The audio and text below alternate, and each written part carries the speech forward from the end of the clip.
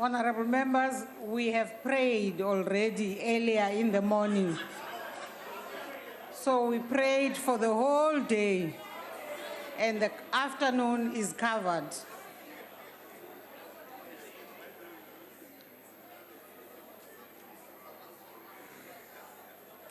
The next item on today's order paper is questions addressed to the President. As honorable members know, you may press the talk button on your desk if you wish to ask a supplementary question.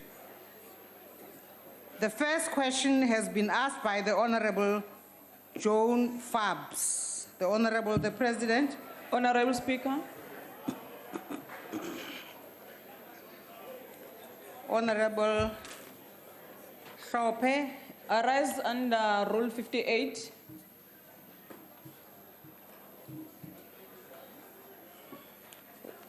Go on, Honorable Member. You rise under Rule 58. Yeah. Thank you, Speaker. Speaker, as EFF, we have been writing to your office requesting that you must not allow Jacob Zuma to speak in this parliament. We have been following all processes and procedures, Speaker. We want to put it today to ask you, Guti, how long are you going to continue with this thing of allowing him? Because there is a constitutional court judgment against President Zuma. Honorable. He have broke his oath of office. Honorable Shope. And Speaker, we said he must be charged. Honorable Shope. And your office must also discipline him. We have right to you, Speaker. We have followed all procedures as members of parliament who are voted in by people on the ground. What must we do, Speaker? Honorable. I know, Speaker, that you are going to call bouncers to kick us out. But please. Speaker, can we appeal on your conscience? Just to take this matter, let us debate this matter here. Because as the EFF, you are saying President Zuma must not speak in parliament until you do something as the Speaker of Parliament. It can't be a business as usual, Speaker. Honorable Shope, there's no basis for the President not to speak in parliament, as I have already said that on a different occasion. You actually went as EFF with this matter to court yesterday, and it was thrown out. And it was dismissed. Order. So, honorable members, on a point of order. Today's business on a point of order is questions to the President. On a point of order. What's the point of order, Honorable Shibam? Speaker, you have no right, none whatsoever, to mislead this House. There's no issue that is being raised by the DSG that has been taken to court yesterday. Yesterday, we dealt with the issue of the criminals that come here to assault us, that they must not be allowed to come into the House. There was no issue and no reference to the issue of Jacob Zuma not speaking here. He must not speak here because when he continues to speak here, he's undermining the Constitution. So please do not mislead the House. We must never allow this man to speak Honorable Shibambu, there is no basis on which the President is not allowed to speak in Parliament. That is the point I am making. And I am saying that we are going to proceed with question number 7. Mina lana ebengifuna ukukuzwa lana njengosihlalo wethu la ngaphambili. Mama uKhawula bengakakuvumeli ukuthi ukhulume. Uzongivumela? Angizange ukuvumele bungakaze ukusho ukuthi ufuna ukukhuluma. Okay, ngiyaxolisa ke. Umthetho. Okay, mina eqinisweni ngifuna ukusho iqiniso nje. Angisayifuna ukuyikhuluma indaba yemthetho ngoba imithetho la eSouth Africa kwabanye iyabavuna kwabanye ayibavuni. Mina ngikhumbula imhlonishwa lapho ngaphambili umuntu enecala ngisho esontweni umfundisi masapenywa uyakhishwa onjani noma ngamele uzotshengisana isithombe emphakathini akaphume kungene omunye lapha kusinawo president la Mamukhawula and all other honorable members that came into the House to disrupt and to disturb the House. I appeal to you, honorable members, to allow the House to proceed. Anka bua le wena. Motlotlegi Musa Khotla, Honorable member, on what basis are you up on your feet and speaking to the on chair? order. Motlotlegi Musa Honorable, Khotla. I didn't allow you to stand. Kgotlatshekelo e kgolo mo South Africa. Honorable E buile ka Mokause. motlhala o mo presidente wa naga yo lo mmitang Honorable gore ke mo Mokause. presidente. A senyeditseng naga ya South Africa ka teng. A wa re tswelele re mo retse. Re ntse re itse gore o utswile madi a setšhaba. Re ntse re itse gore o irileng mo South Africa. I Re followile recognize di-process Honorable tsotlhe tse wena o di tlhokang gore di followe jaaka mokgatlho wa EFF di re tswalela ko ntle. I recognize the Honorable the Chief Whip. Thank you, Honorable Speaker. Honorable Speaker, the rules of this House have determined that once a quarter, the President comes to this House to answer questions. This is the agreement reached by all parties in this House, that today, the 17th, the President will come to answer questions. Therefore, any of these issues that are being raised by the economic On a point of order. fighters is not in terms of the rules. In fact, it is showing disrespect to On the a point rules of of order, this Speaker. House. Also, as decided, Speaker, by the programming committee of this Parliament. This program committee has scheduled that the President will answer questions today. Thank you, Honourable Speaker. That point Honorable of Speaker. order by the Honorable the Chief Whip is sustained. Honorable The EFF sits in the National Honorable Speaker. Assembly Program Committee, which has adopted the program according to which today we are taking questions to the President. Honorable Speaker. Honorable Julius Malema, please do not get up and call the Speaker in the middle of me making a statement in the House. Point taken. But Honorable Malema, please take your seat. Will I be Take recognized? your seat, Honorable Malema. I'm asking you to recognize me. To recognize you on recog- what point? But you just recognized Jackson. Take a seat. Then tell me where. He was sitting But when I under recognized which rule him. were you recognizing? Honorable Malema, take your seat.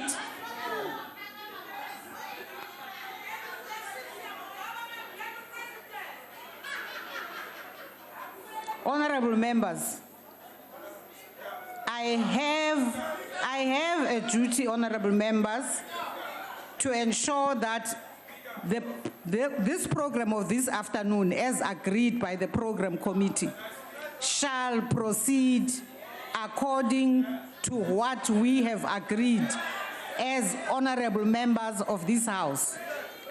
And the rules and orders of the House are going to be respected to make sure that we have smooth proceedings this afternoon. Anyone who breaks the rules must then allow us to deal with them according to the rules.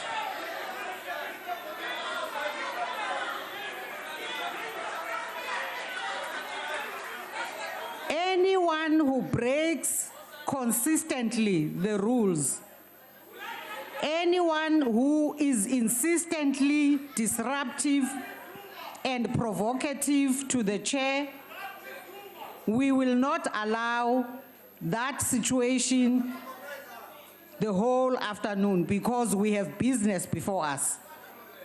And therefore, honorable members, I appeal to you to cooperate and abandon your campaign of trying to get the president not to speak, because the president is going to answer questions this afternoon here in this House.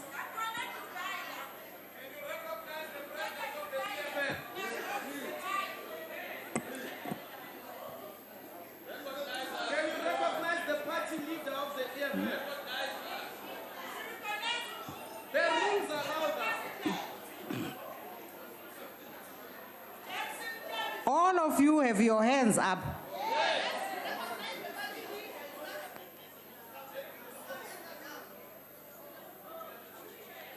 Honorable Malema. Thank you very much, Speaker. We are raising a very simple matter, and we have followed the procedure. Following the Constitutional Court judgment, we wrote a letter to you to ask you to institute a disciplinary action against Mr. Zuma. Till today, you have not done anything. And our problem is that the Constitutional Court ruling is going to be treated the same way you treated Public Protector's findings. And that will result in rendering that Constitutional Court redundant. And all of us sitting here, we will be party to rendering the Constitutional Court useless by allowing the President to continue business as usual, even when there is a Constitutional Court ruling. It is unfair, it is unacceptable that this Parliament does not see anything wrong, that even when the Constitutional Court has made serious findings against Mr. Zuma, there is nothing happening. No one has been disciplined, no one has been fired. Today, it must be business as usual. It's unacceptable, Honorable Speaker. It is on the basis of that we are asking you and asking this House not to allow the President to speak here up until there is a process to rehabilitate him. There must be a rehabilitation process which Zuma is subjected to. That's what we're asking. I have given you ample time to make your speech, which was absolutely unnecessary, as you know, because the issues you are raising are issues that have been put before properly constituted meetings of this honorable Parliament, and there are structures that you know you have to pursue if you want to pursue anything along what you are raising. I have written to you, Honorable Malema, and explained what I'm saying right now. And I am not allowing you to make another speech this afternoon. I am now proceeding with the business of this House. Speaker. I am not allowing any more points from those benches, honorable members. Speaker, Honorable members, be disciplined. Honorable members, take your seats. Be disciplined. You must be disciplined. Take your seats, honorable members. You must be disciplined. You ask us to stick by the rules, Mario. You don't stick by the rules. The rules are applicable today. No. Allow our members to speak. So, honorable members, you are clearly, deliberately contravening the rules. Can we correct the misconceptions that you have been putting? It's not true that we agreed as the EFF in any committee whatsoever that a president that has broken his oath of office must come answer questions here. I now would like the programming committee which agreed about this said long before the rulings of the Constitutional Court happened, you must not mislead the country. Oh, wait. Withdraw from the chamber, Honorable Dozie. No, I have done nothing wrong. The first person who must withdraw. You have done everything wrong. The first person that must withdraw is the one who has broken an oath of office. An oath of office. What have I broken, Honorable Zuma is the one who must go. Sergeant at Arms, Honorable. No one must go here. Zuma has not respected his oath of office. We're not leaving this house today. We want to live here as dead people. What language you can do anything you want to do. Understand us. No, Mama, it's not going to happen. Don't even waste our time. You're not going anywhere. We are not going Zuma is the one who must withdraw. You are withdrawing a wrong person. Zuma is the one who must go. The Sergeant at Arms must go and tell Zuma to go now. Sergeant of Arms tells Zuma to go. Chairperson. Sergeant of Arms tells Zuma to leave. Chairperson. That criminal must go. Zuma. The one that lives here. Point of order, Speaker. Point of order, Speaker. Point of order, Speaker.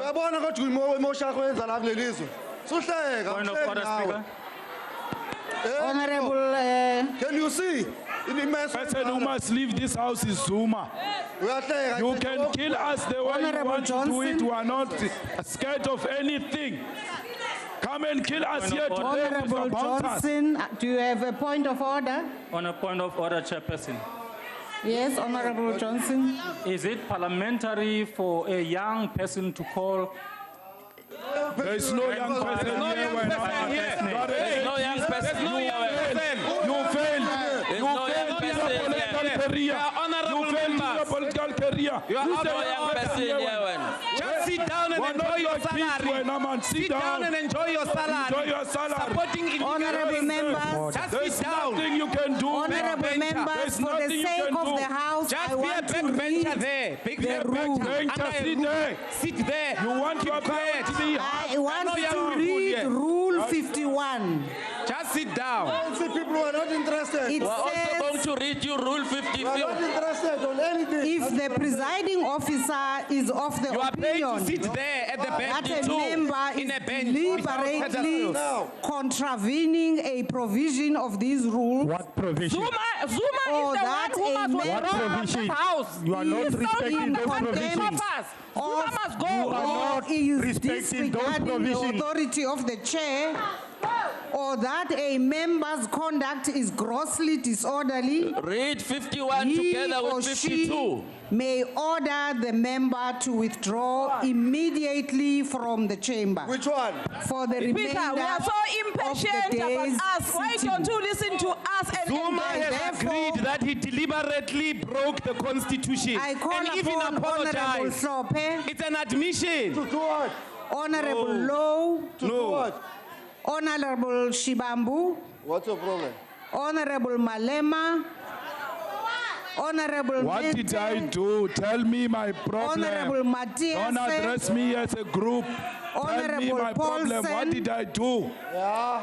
Honorable Kaula, Honorable Mbata, Honorable Mukause. Speaker, what did I do? Why are you calling out my Zuma name is here? the one All who these must withdraw honorable from this members house. Zuma must must withdraw go. from the Zuma chamber. must go. Forget to ask Zuma on that list. to Honorable go. members, withdraw from the House. I now call upon the Parliamentary Protection Services to assist.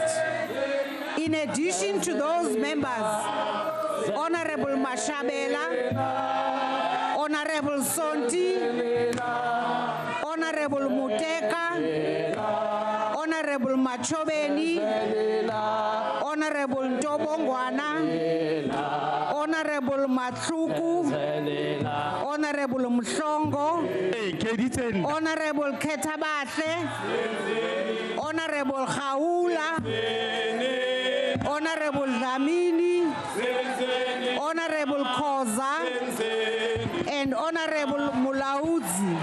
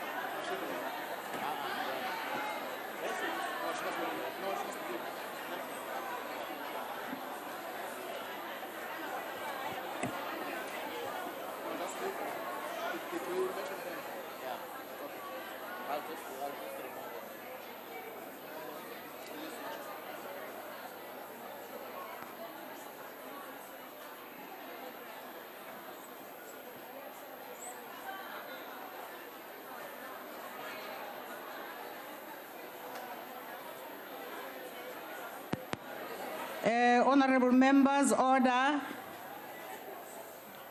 I wish to point out that when I was calling out the list of the honorable members that had to leave the chamber, the name of Honorable Mashabela was included in the list by mistake. It was by mistake. I would like the Honorable Mashabela to feel free to take her seat if she wants to, but should she want to leave the house, she's free. I'm not ready to listen for a thing.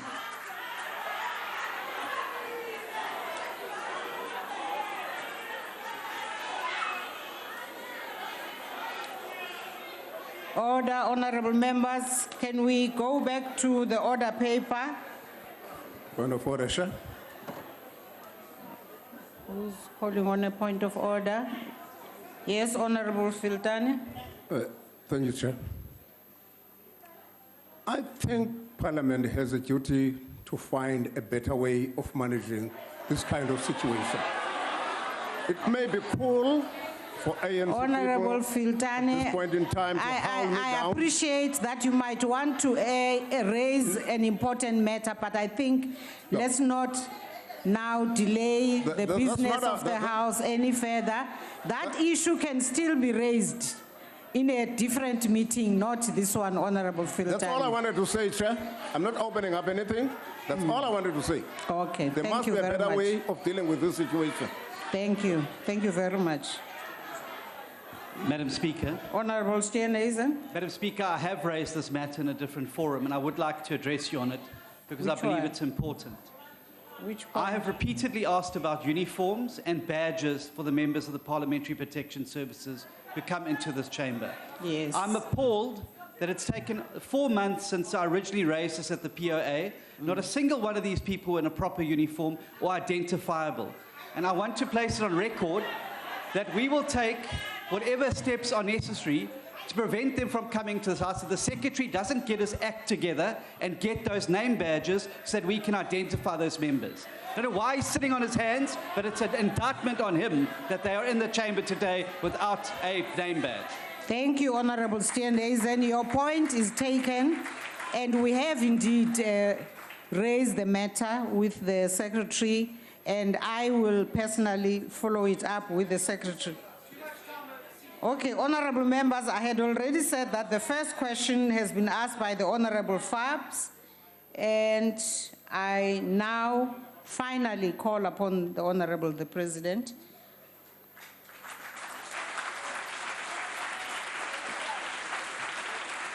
Baba.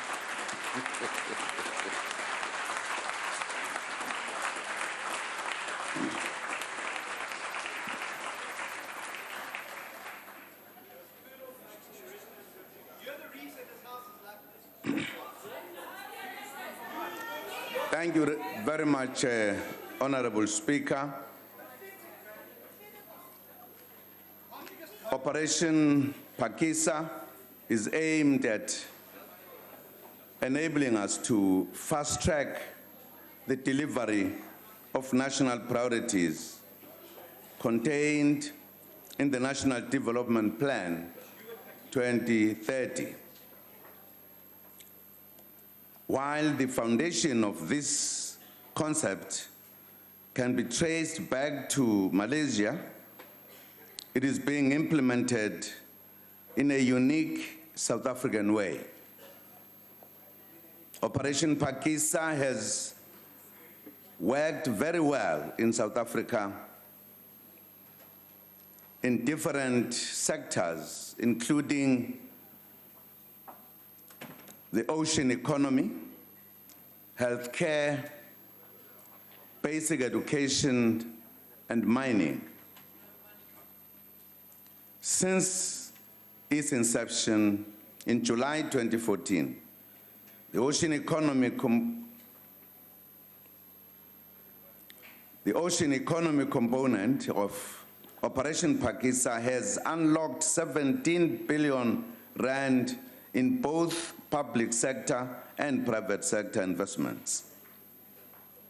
A total of 4,500 new jobs have been created in this segment. A number of key lessons have been learned over the past 2 years.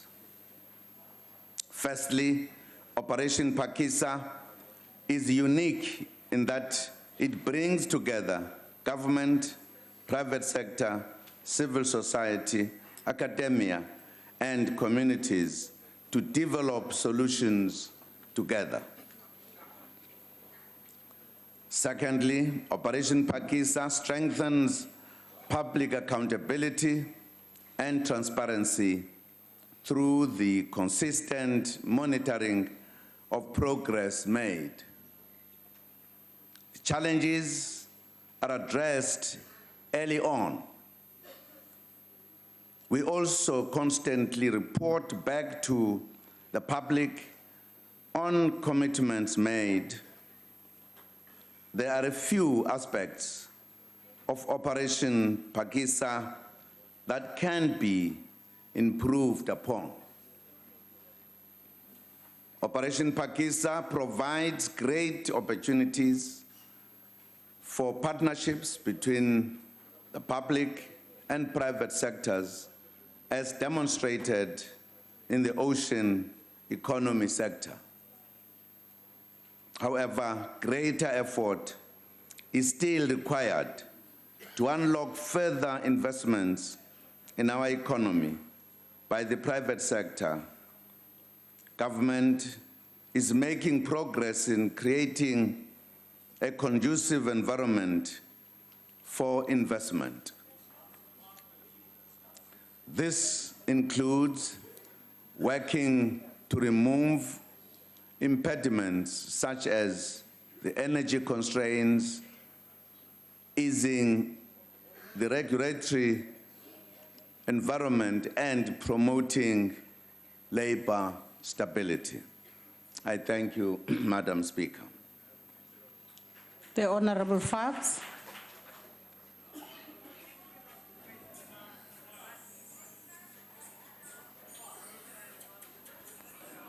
Thank you, Mr. President. But please also tell South Africans the extent of foreign and domestic investment that Operation Pakisa has attracted and is attracting. Tell us about the empowerment opportunities it has created and the support for supplier development to increase black participation, especially manufacturers.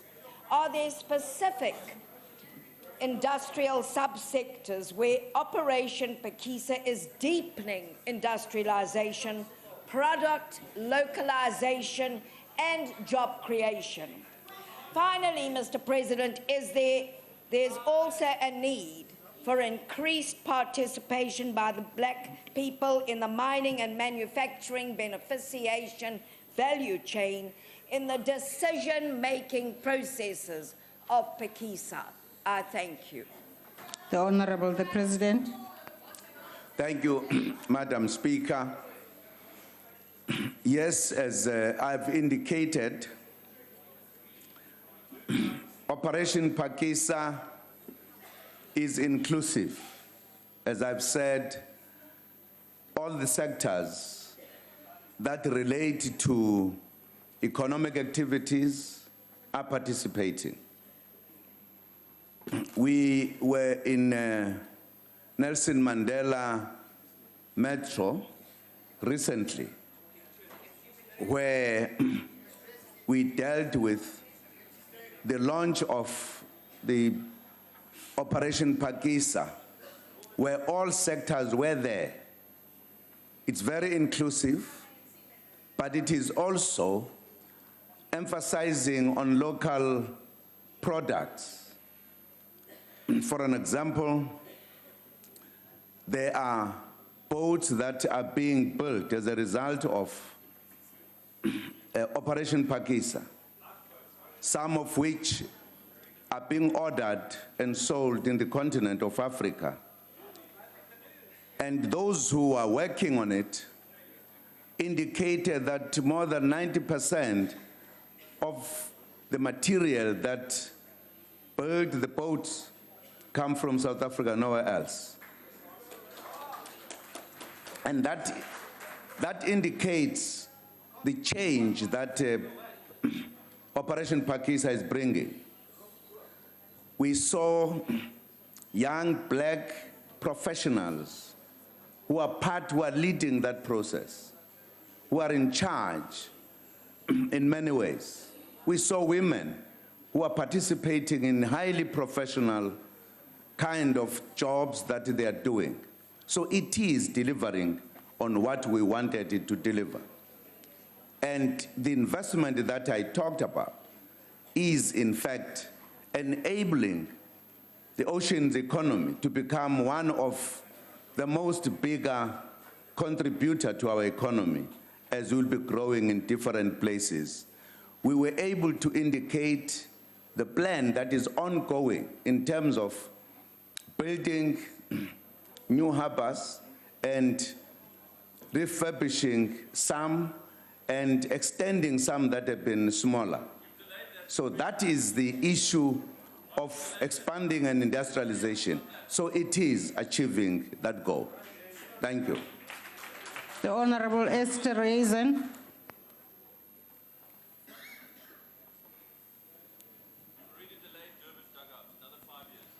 Thank you, Speaker. Honorable President, we know the health, Operation Pakisa has two aspects, marine and health, and we know the health-related aspects of Operation Pakisa and the intention to make healthcare accessible to millions of South Africans in rural areas by building a further 216 clinics, and we applaud this initiative.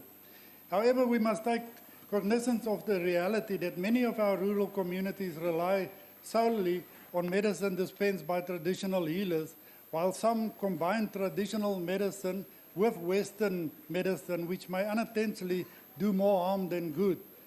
It is therefore essential that Operation Pakisa involve traditional healers to promote the use of this newly established clinics while optimizing the quality of health care.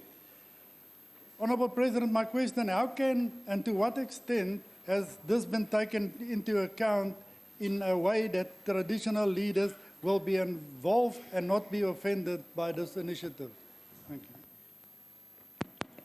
you. May I ask for your indulgence, Honorable President, for us to allow some medical personnel to come into the House just to assist quickly before the Honorable President proceeds with the next answer. If Honorable President can take a seat.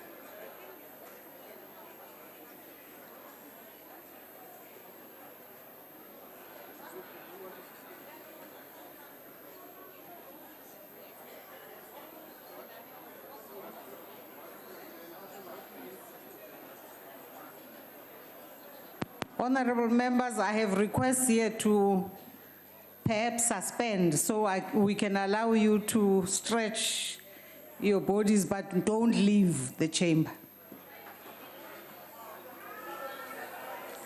Ningahambi. Sukumanje nizelule. Hlalani hlengo. All right, they've taken a short medical break at the National Assembly. We were just hearing from the President on Operation Phakisa. He was talking about that it is inclusive, so dealing with economic opportunities, and that, of course, was one of the questions posed to the President by one of the MPs, which he dealt with, and then there is a chance for second questions after he has answered. So just before he got up to address the second question, the Speaker, Baleka Mbete, then called for a medical person to come in and assist. We're not sure who's injured or how badly they're injured or hurt, and so they've taken a short break. So she's asked the MPs not to leave the chamber, but she's allowed them just a short break to get up and stretch. So we will take you back there as soon as they've sorted out that problem there. And of course, we did see before the President got up to speak quite a bit of roughhousing at Parliament. Parliamentary security had to be called in, and the EFF were forcibly removed from Parliament. They were heckling the Speaker a bit, not allowing her to continue. They kept interrupting with their motions, saying that they do not want the President to speak, and she had to then call in parliamentary security. So once again, we saw some interesting shenanigans happening in Parliament before the President got up to finally address his first question. So as I say, we'll take you back there as soon as they continue at the National Assembly.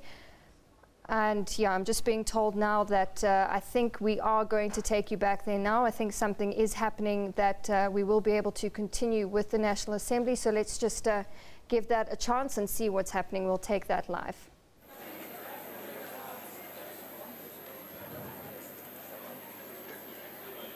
Honorable Yesterreisen, if you don't mind just repeating your follow-up question, just to refresh our memories. Thank you. Madam Speaker, Honorable President. Honorable President, Operation Phakisa covers marine and health.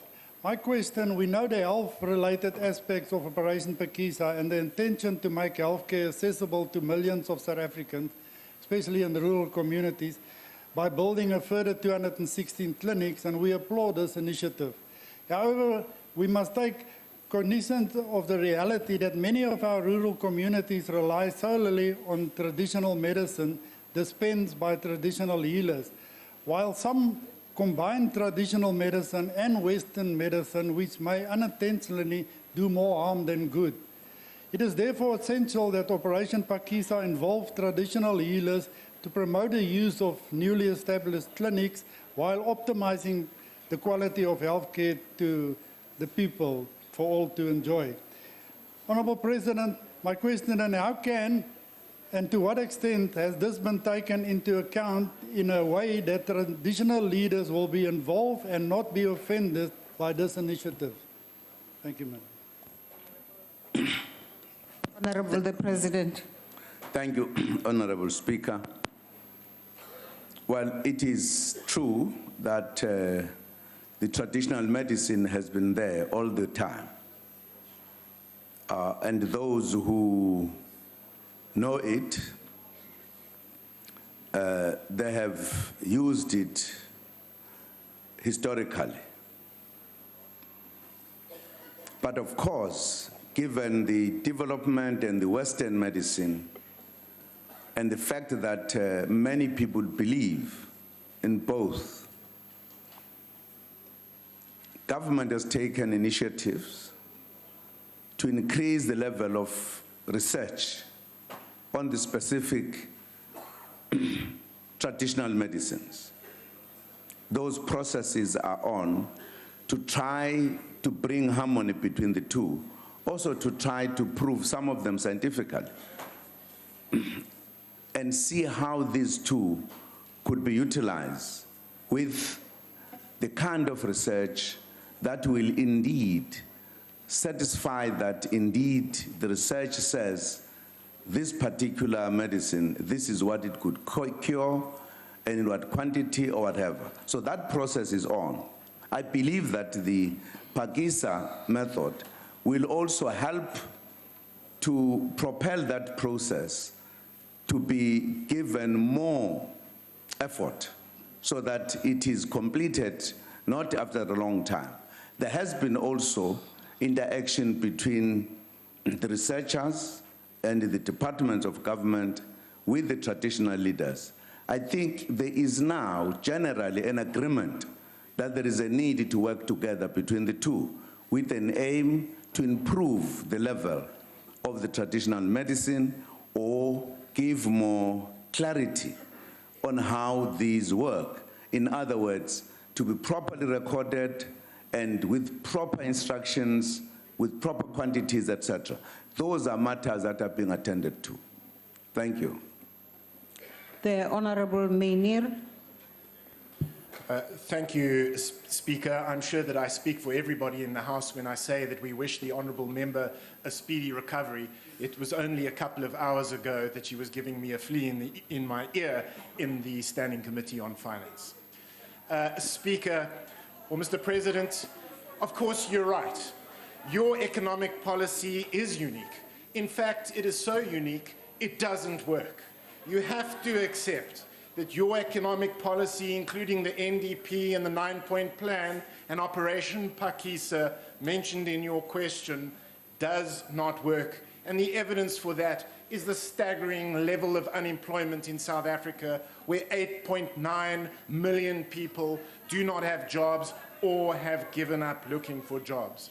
And so do you agree that it's now time to implement the structural reforms necessary to boost economic growth and to create jobs in South Africa as recommended by the IMF? Or do you share the view of many of your close cabinet colleagues that the IMF is part of a campaign to destabilize and undermine developing countries like Brazil, Russia, and South Africa? The Honorable the President. Thank you, Honorable Speaker. Well, the Honorable Member, I'm sure, brings together a number of issues that might need a lot of discussion. IMF has a history in this globe. We know exactly how it has been operating, and I don't think we want to get into that debate. But I would want to get into the point of the unemployment. The general point, unemployment is a problem globally. It's not a South African problem only. I will tell you, it's a global problem. It is wrong to project it as a South African problem only. Secondly, the issue of unemployment in South Africa, that it is the manner in which it is because of the political, historic problems of South Africa.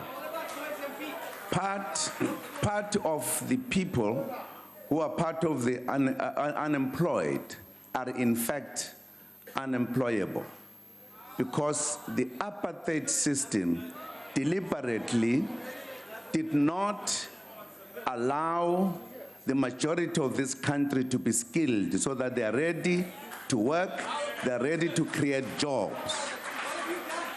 That is the problem we are faced with.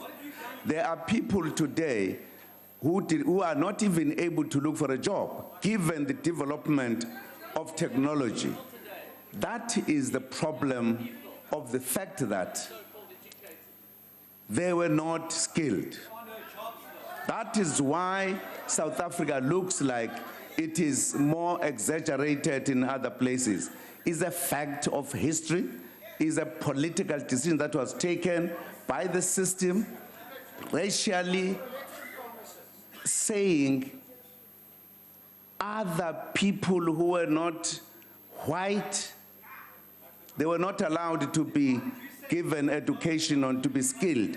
They are in abundance. We are addressing the problem of the past, problem of apartheid.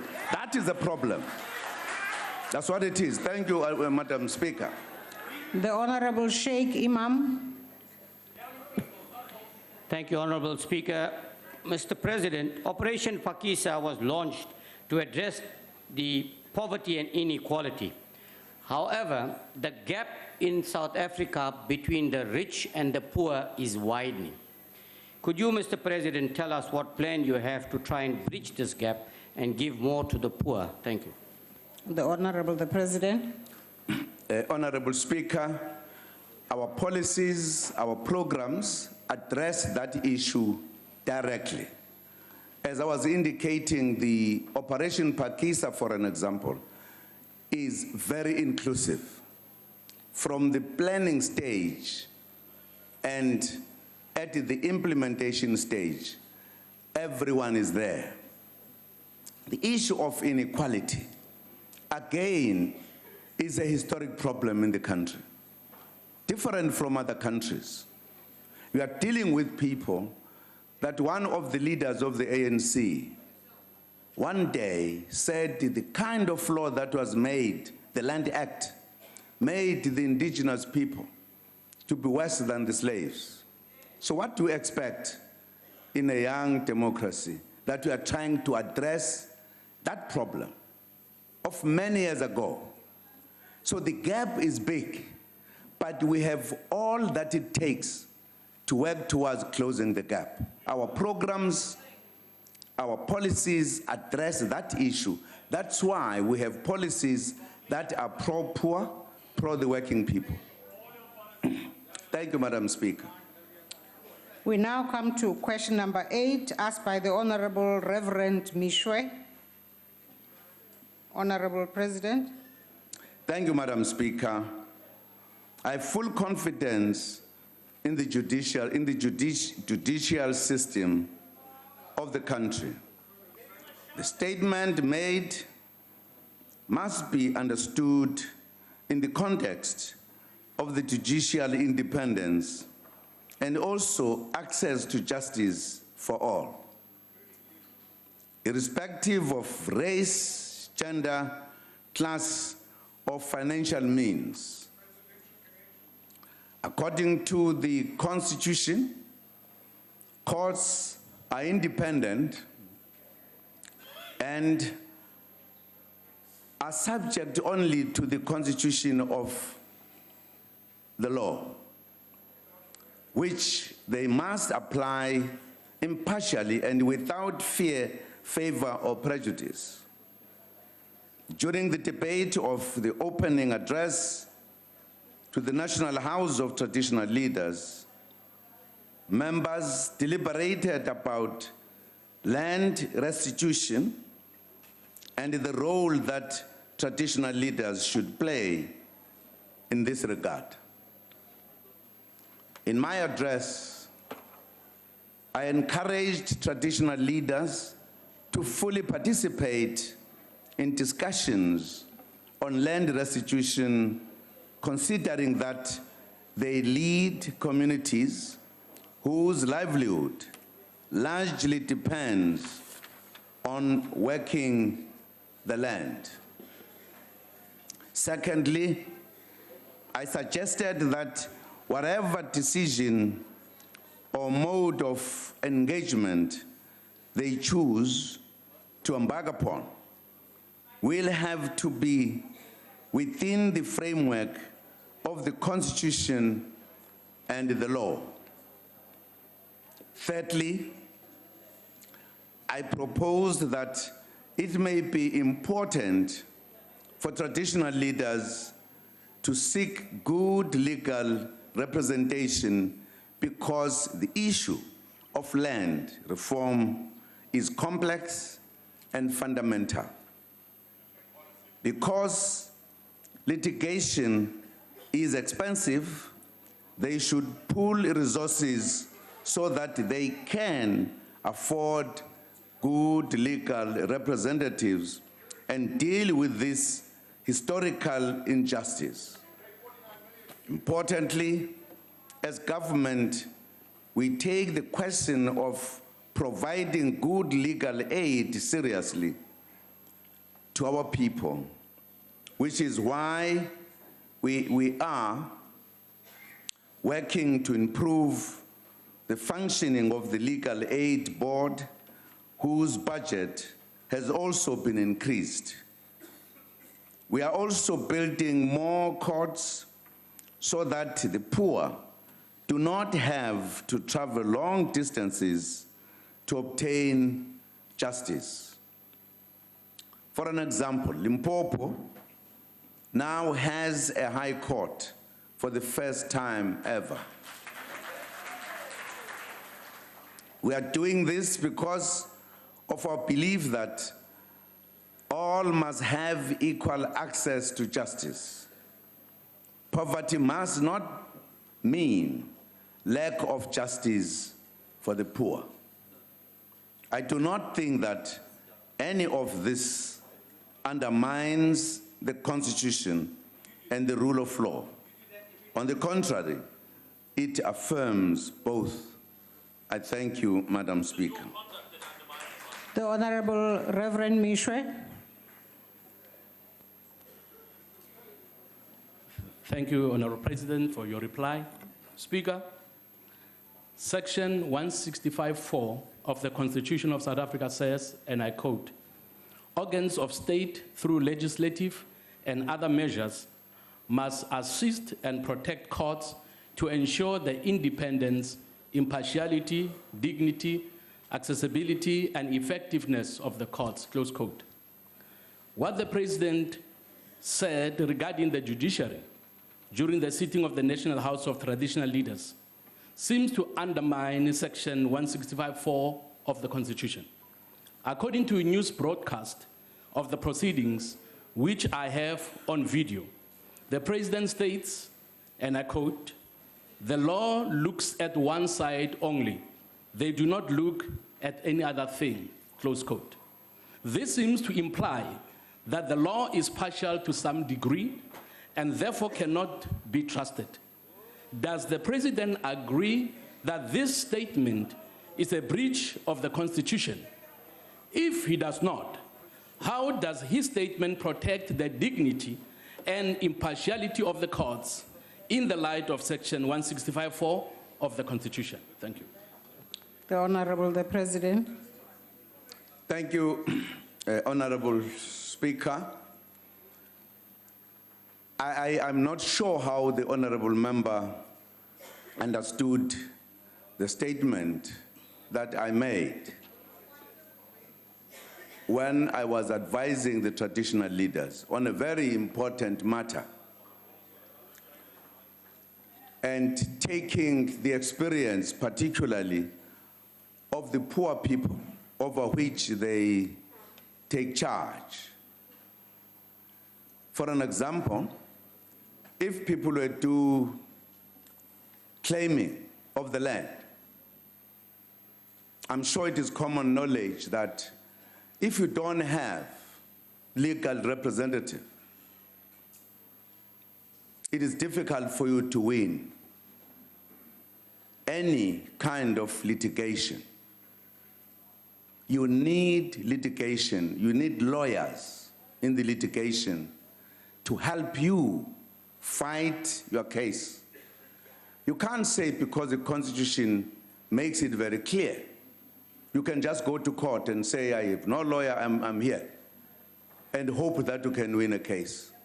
You know no technicalities, you know no law, you are not studying any law. That's why you need representation. And those who have money, they will get the better quality of legal defense. It's a reality. It's a reality. The point I was making to them was that given the fact that there's been reopening of the land claim, rather than them going individually, they must put their resources together and have one good firm that is going to help them to argue these cases better. That was the advice I was giving. that does not undermine the Constitution. The point I was making on the thing, I was just making an example, that legal people will tell you, legal people look at cold facts and deal with the case. And my view, and I've said this before, that yes, it is legal, but it is dealing with the warm bodies. Now, how do you deal with that? You can then interpret it in your own way. It's just a fact. That's why there is an expression that ignorance of the law has no excuse. Whether you know the law or not, the law is going to take its course. I was advising the traditional leaders this time around that they must not lose cases because they don't have good lawyers in the litigation. That's the point I was making. The Honorable Msimang. Honorable Speaker. No, Honorable Mishoye, your time has passed. I gave you an opportunity for a supplementary question. It's now the turn of Honorable Msimang.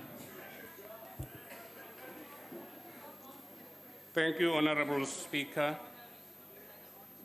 Honorable President, having heard you outline your interaction with the traditional leaders, I would now like to focus on that aspect of the question which seems to question your trust in the independence of the judiciary. And I would like you to advise this House as to the steps you have taken within your own party to ensure the independence of the judiciary, and more particularly, that judicial decisions once handed down are not open to derision and second-guessing on public platforms by members of your party. Thank you. The Honorable the President. Thank you, Honorable Speaker. Firstly, I trust the judiciary. And my party trusts the judiciary.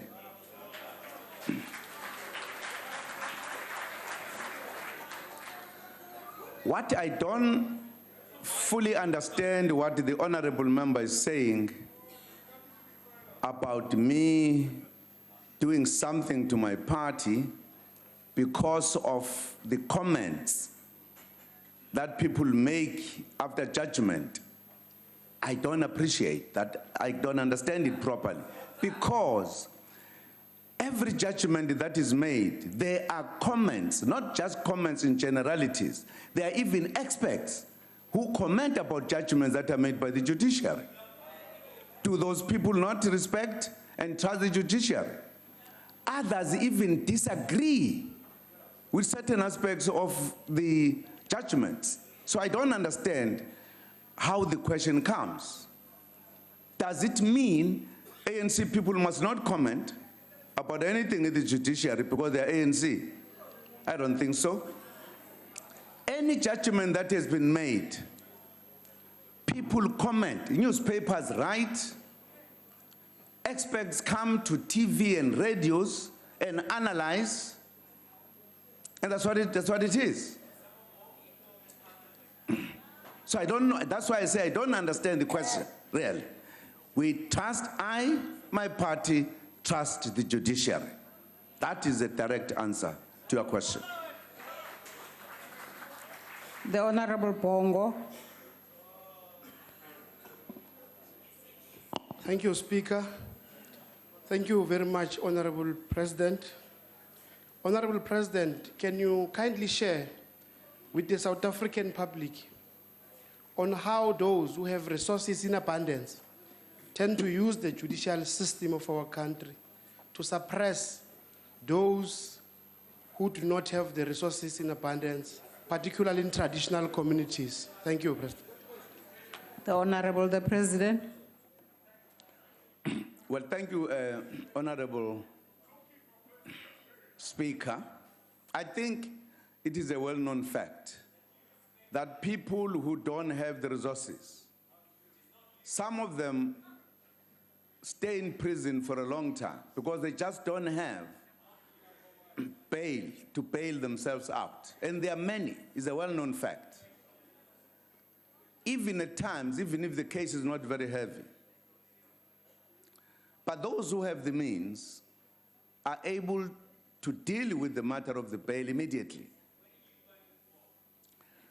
Insofar as whether the ones who have the means suppress the others, unless you define in what way, because it is only if you are talking about people going to the case, one having the resources to have the best lawyers, one having none. It is the system rather than individuals doing so, which means those who have the means, if they've got any quarrel that leads to litigation, certainly they have upper hand, because they'll get the best lawyers and they can do more. But insofar as general life, in terms of law and those who get arrested, certainly there are many up to this day who are in prison. Perhaps they did not even have just 1,000 rand to bail themselves out. In other words, the system itself does not say because you don't have the money, sorry, because you are poor, you stay in prison. And that's the point I was making earlier, that if you don't have anything, no matter what are your circumstances, you have to follow the law. The law cuts whether there is a bone or no bone. It is the law that we respect. Thank you, Honorable Speaker. The Honorable Breitenbach. Thank you, Madam Speaker. Mr. President, you continue to undermine the authority of the judiciary by making contentious statements such as those that have been referred to already. After giving the Chief Justice an undertaking that you would stop doing so, will you desist and will you apologize to the judiciary? I'm not sure whether I heard the question properly. Honorable Breitenbach, do you mind repeating the question? Not at all. Mr. President, you continue to undermine the authority of the judiciary by making contentious statements, such as those that have been referred to this afternoon.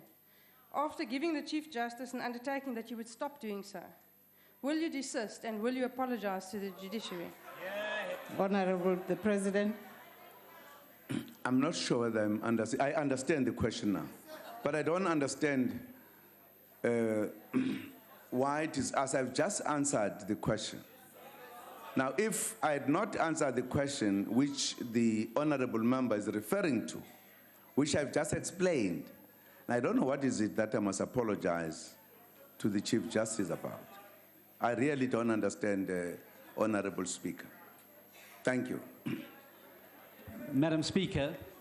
Yes, Honorable Steenhuisen.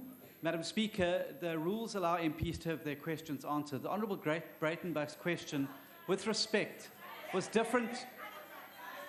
You see what happens when you actually abide by the rules. This is how the ANC behaves. Honourable members, please allow Honourable Steenhuisen to finish his issue.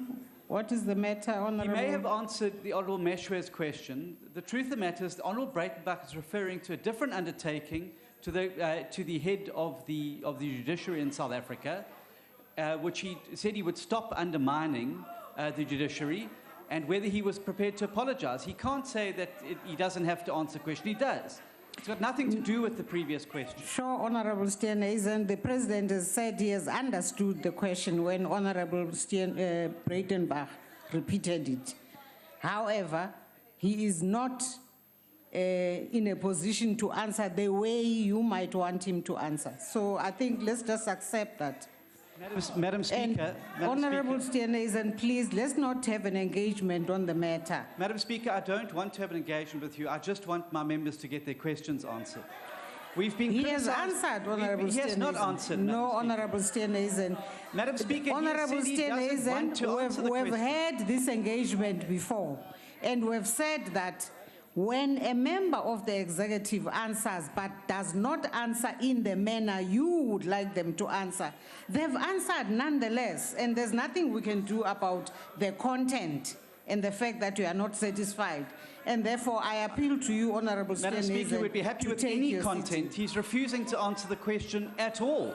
This is precisely why the Constitutional Court criticized this House, because we're not holding him accountable. Please, let's pass on to question number 9.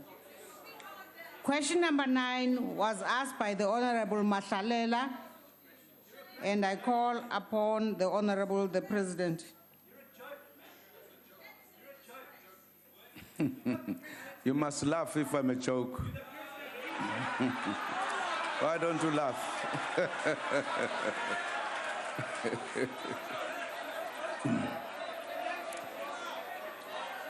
Honorable Speaker, on the 2nd of March 2016, the United Nations Secretary General announced the appointment of a commission on health, employment, and economic growth, co-chaired by myself and President François Hollande of France. The Sustainable Development Goals set an ambitious agenda to improve the lives of all, including through improved health and prosperity. Continuous outbreaks of diseases have confirmed the urgent need to build strong health systems and to strengthen our global health security. At the heart of the work of this commission are our health workers and employment in the health sector. The global economy is projected to create around 40 million new health sector jobs by 2030, mostly in the developed and developing world, or what is called middle and higher income countries. Yet, despite this anticipated growth in jobs, there will be a projected shortage of 18 million health workers for the developing countries in particular. While the rising global demand and need for health workers over the next 15 years presents significant challenges, we also believe it offers us in the developing countries or economies the opportunity to generate employment. The Commission is therefore charged with proposing actions to guide the creation of health and social sector jobs as a means to advance inclusive economic growth in the respective countries.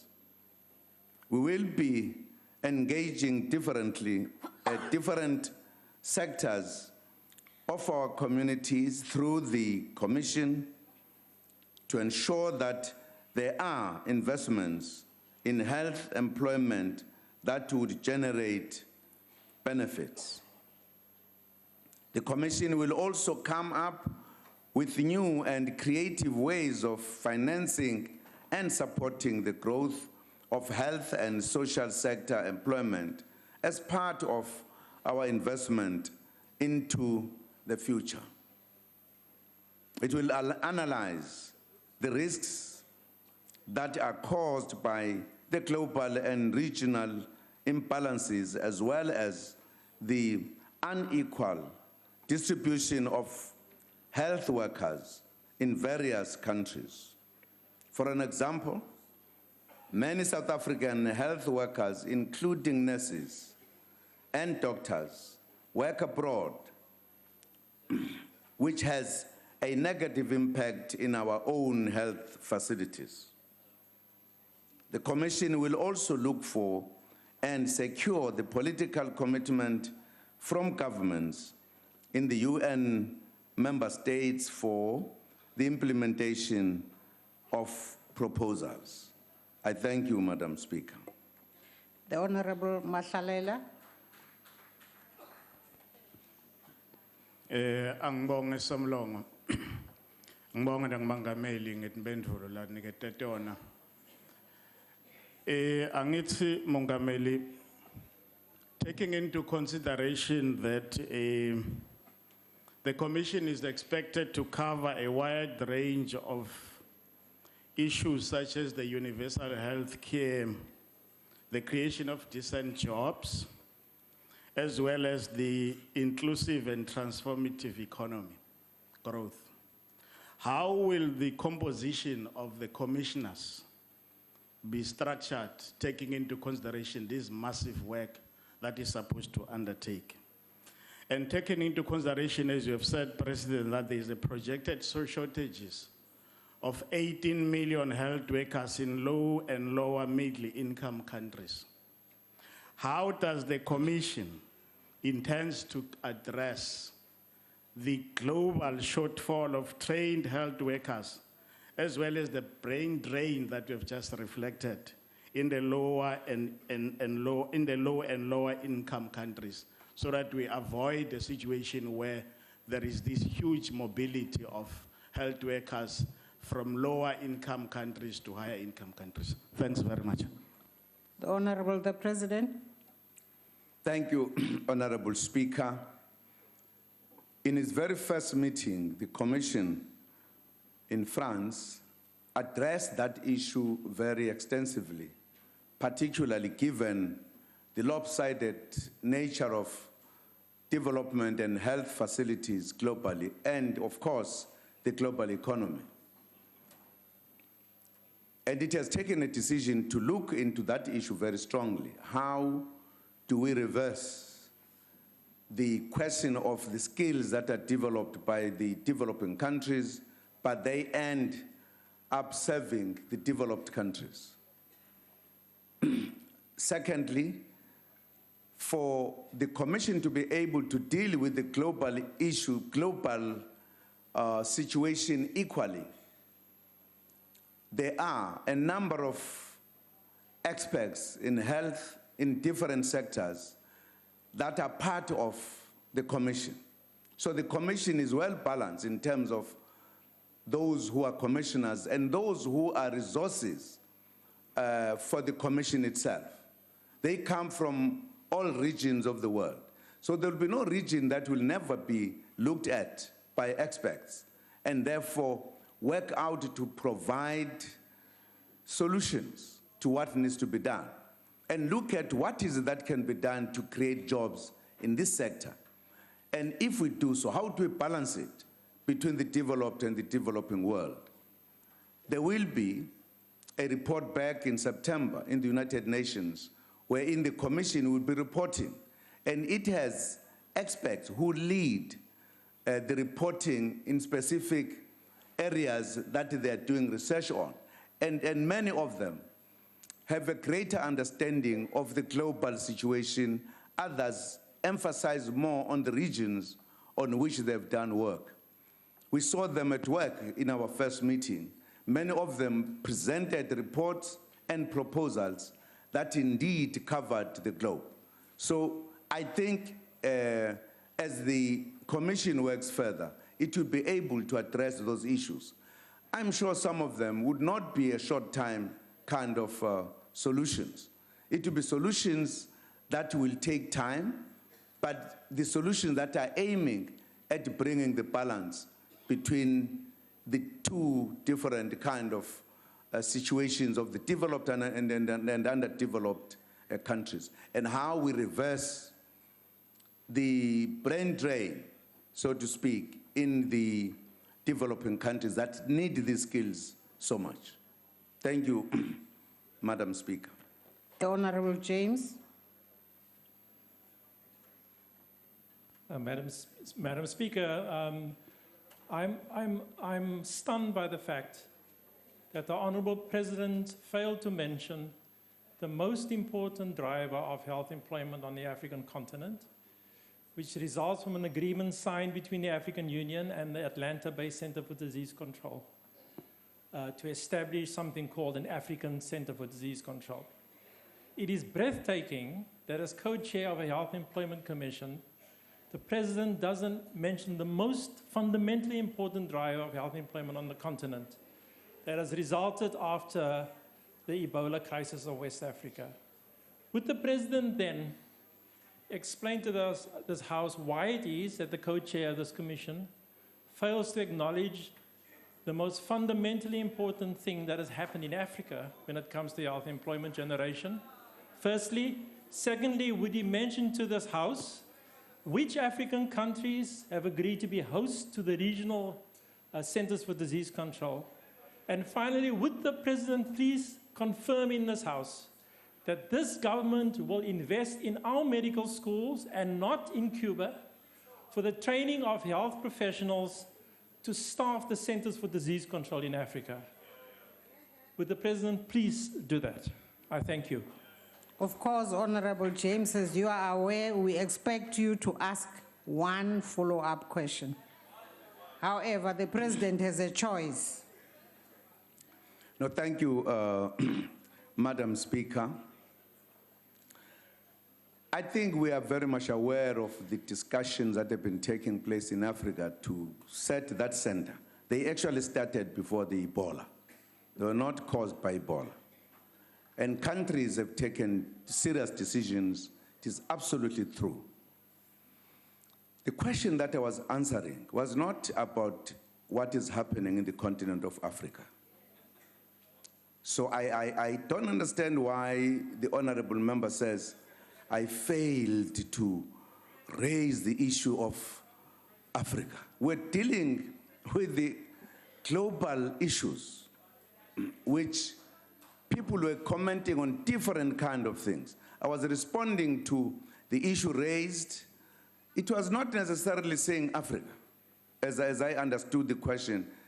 Therefore, you have to deal with Africa. Otherwise, I would have dealt with Asia, I would have dealt with the Americas, I would have dealt with all the regions.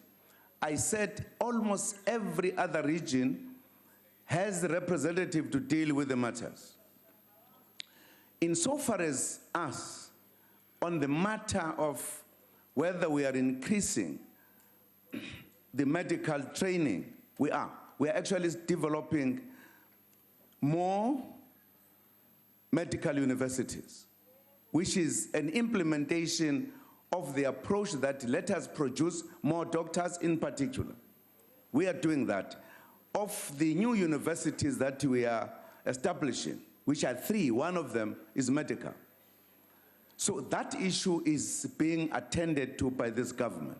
And we are participating in the continental coming together of pooling our knowledge and resources to address the diseases in the continent and coordinating it with the globe.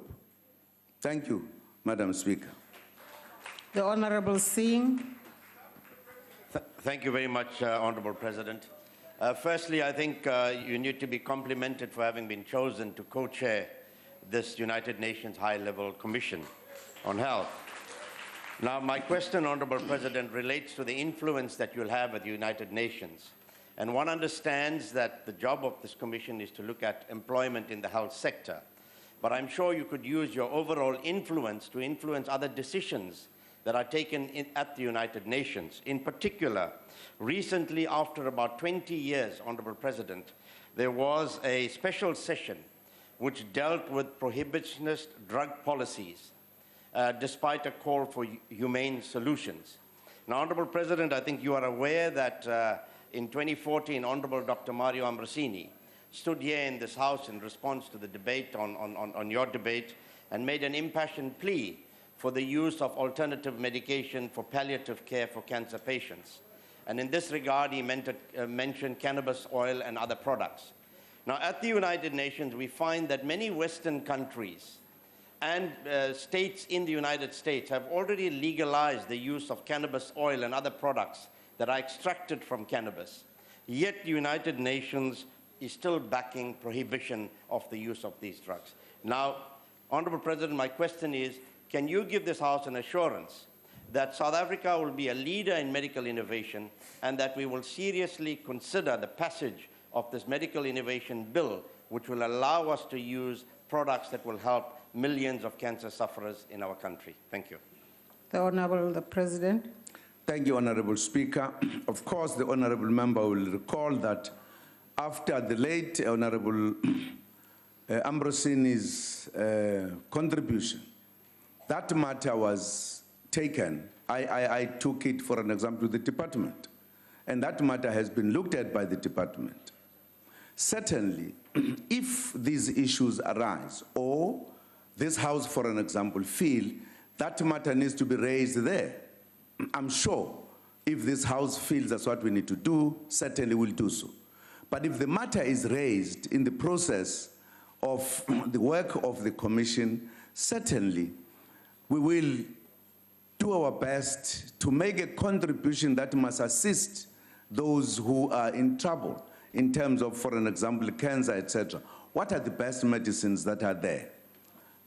Of course, the issue of the late Honorable Ambrosini is a matter that needs research. And the researchers in our country will certainly empower me as I go there. What issue to raise, what issue need to be raised at the right time or whatever. I will always do so on behalf of the country. There's no doubt about it. But I have to be guided by medical research and the reports that are there and the innovation that is being done by South Africa. If yes, then I will certainly raise those issues to influence the situation. Thank you, Madam Speaker. The Honorable Sheikh Imam. Thank you, Honorable Speaker. Mr. President, let me congratulate you your appointment as the co-chair. You see, my colleagues don't like to hear that, so they don't like to hear success. Honorable President, we are aware that 18 million healthcare workers, that is what the shortage will be by 2013. We have a high unemployment rate in South Africa. Do you plan to put a process in place to train as many healthcare workers for the purpose of exporting our qualified healthcare workers? And would you put a plan in place to ensure that from a school curriculum point of view, from about grade 10, we introduced healthcare so that we will be able to identify and attract those with a passion for healthcare and also ensure that we do not have a crisis by the year 2030. Thank you. Honorable the President. Thank you, Honorable Speaker. The education system is actually being transformed. That includes how do we influence the students in terms of choosing the areas they want to go to. That is being done at a level of basic education so that by the time they reach tertiary, they know exactly where they need to go. But that's a process that is going together with the transformation of education and also bringing about quality to education, but also to ensure that children are helped to make those kind of choices. So the plans are there, are in place, are being implemented, and I can't give the time frames that by this time we'll be able to do the final thing that we say we should be doing. But the plans are there. We have been saying in terms of education, we need, for an example, to emphasize on specific kind of education that is going to skill our youth so that they are able to work. That is that's why, for an example, we have created more colleges so that they don't just only go to universities, but they are also there to skill themselves in terms of the work that is needed by the economic activities. That's part of what we are doing. So the programs are there. We are intensifying them as we go. Thank you, Madam Speaker. We now come to question number 10, asked by the Leader of the Opposition, the Honorable the President. Thank you, Madam Speaker. South Africa is a constitutional democracy. The Constitution places certain responsibilities on the President and the executive collectively. The steps required to be taken by the executive are clearly spelled out in the Constitution and applicable legislation. Members of the executive do comply with their legal obligations as set out in the Constitution. They appear in Parliament to discharge their obligations as and when required, such as through attending parliamentary sittings, answering parliamentary questions, participate in debates, attending meetings of portfolio committees, and various other activities. Thank you, Honorable Speaker. The Leader of the Opposition. Thank you, Speaker. On the 15th of November 2012, you said, and I'd like to quote, "My residence in Nkandla has been paid for by the Zuma family. All the buildings and every room we use in that residence were built by ourselves as a family and not by government. I have never asked government to build a home for me, and it has not done so. The government has not built a home for me. I engaged the banks, and I'm still paying a bond for the first phase of my home." Iqiniso ukuthi, it's become very clear that you did not pay for the upgrades in your home. And in fact, the Constitutional Court and the Public Protector have both said that your family has unduly benefited from the upgrades in your private house using South Africa's taxpayers' money. My question, Mr. Zuma, is that both statements cannot hold true. So it's either the Constitutional Court and the Public Protector are lying to the people of South Africa, or you are in fact lying to the people of South Africa.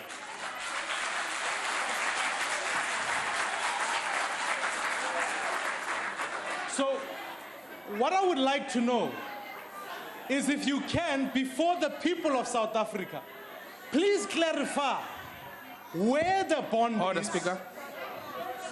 Point of order, Speaker. Yes, Honorable Member, what's the point of order? No, the order, Speaker, is that the gallery continue to participate, and I guess Honorable Maimane continue to mislead the House. And these people will continue to participate, whereas they are not supposed to participate. Thank you for the point of order. I will deal with the issue of the gallery. I'd like to allow the Leader of the Opposition to complete his question. Point of order, Madam Speaker. Honorable Steenhuisen, Madam can I allow Honorable Maimane to finish his question? Well, so that I can focus on one take thing. the point of order, if I No, may. Honorable Steenhuisen, can I finish with the Honorable Maimane first? Please finish, Honorable Maimane. The question is, either you are lying to the people of South Africa, or the Constitutional Court and the Public Protector are. I personally don't believe that the Concourt and the Public Protector are lying to the people of South Africa. Therefore, what I'd like to know is if you could please provide proof of the bond, and whether or not you can clarify to the people of South Africa which is true. Did you in fact pay with a bond for the upgrades of your house? Because I think that's a lie. Could you please clarify that statement, please?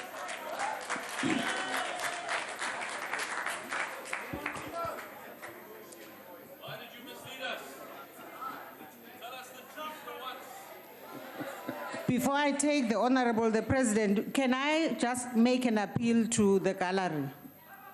This is a matter that we appreciate. Maybe guests are here for the first time, but the rule is that our valued guests must just sit and watch the proceedings without participating. You participate if you clap. You participate if you respond or somehow engage in the proceedings on the floor. So we request our guests to please not be part of what's going on the floor. And I hope that this will be taken in the spirit in which it is being raised. The Honorable, the President. Thank you, Madam Speaker. Firstly, I must say to the Honorable Member, I did not lie. And your question is deliberately phrased in a manner that clouds the real situation. When I answered the question here in this Parliament, I said, the family built our home, not government. I even said by the time the government came with its requirement, I started building or extending my home when I was a deputy president, not the president. No, lalela nguphendule. Just listen. You asked your question, I'm answering you. You can't be asking again. Listen, so that you not repeat it next time. By the time I became the president, the buildings were up. The first one was at the window level, at the roof level. Second one at the window level. The third one, the foundation was beginning to rise. There had been no government before because government came as soon as I became the president with a plan based on the old homestead before it was extended. They came with a plan. I said, your plan is not going to fit here because your plan is not in keeping with the size that I'm now extending. They went back to work on it. That's when they came back.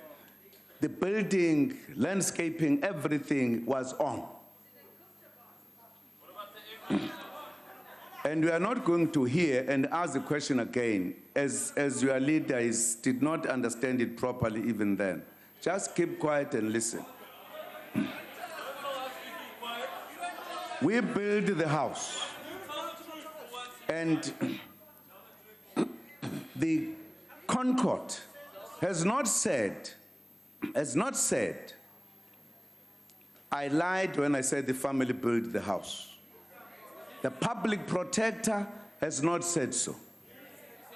Public protector says what government provided as security features in my homestead. Security features in my homestead. Security features is not building my house. No, lalela. Order, honorable members. I want to explain this so that we are clear. And there are items that were counted by the public protector who did not say they were part of the house that was being built. In other words, government came to build this. These items,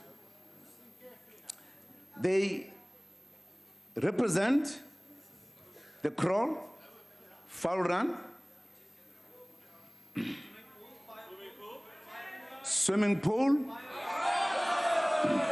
yebo, fire pool, yes, fire pool, and the waiting room and the amphitheater. Agreed? 5. They're not talking about houses that people live in and their bedrooms or sitting rooms. It's not talking about that. That's not the issue. That either the protector or the Concord was talking about. There are 5 issues that the public protector says, whilst built by government, not the homestead, the family indirectly and myself benefited, and there must be reasonable payment for it. You are not correct, therefore, honorable member, to say your homestead was built by the government. No, it's not true. 3 items that are in the order of the Concord. There are specific items that we are dealing with. So I want to correct you. It could not be correct that I was lying when I say my homestead was built by my family. It was. The first phase of it, I have a bond that I'm paying. The second one, the family paid. Not the 5 issues that were built by government. That must be very clear, so that if you ask the question properly. I therefore never lied to say I built my homestead with my family. I've never said I built the 5 items that the Concord talks about. That was built by government. The Concord and the public protector says the family on what the government built indirectly benefited, and there must be a reasonable amount to be paid. That's a true story.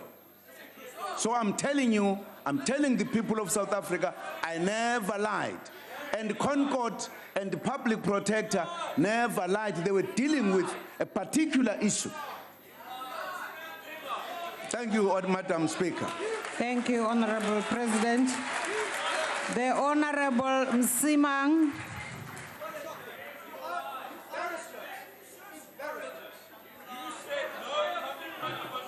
Order. Thank you very much, Honorable Speaker.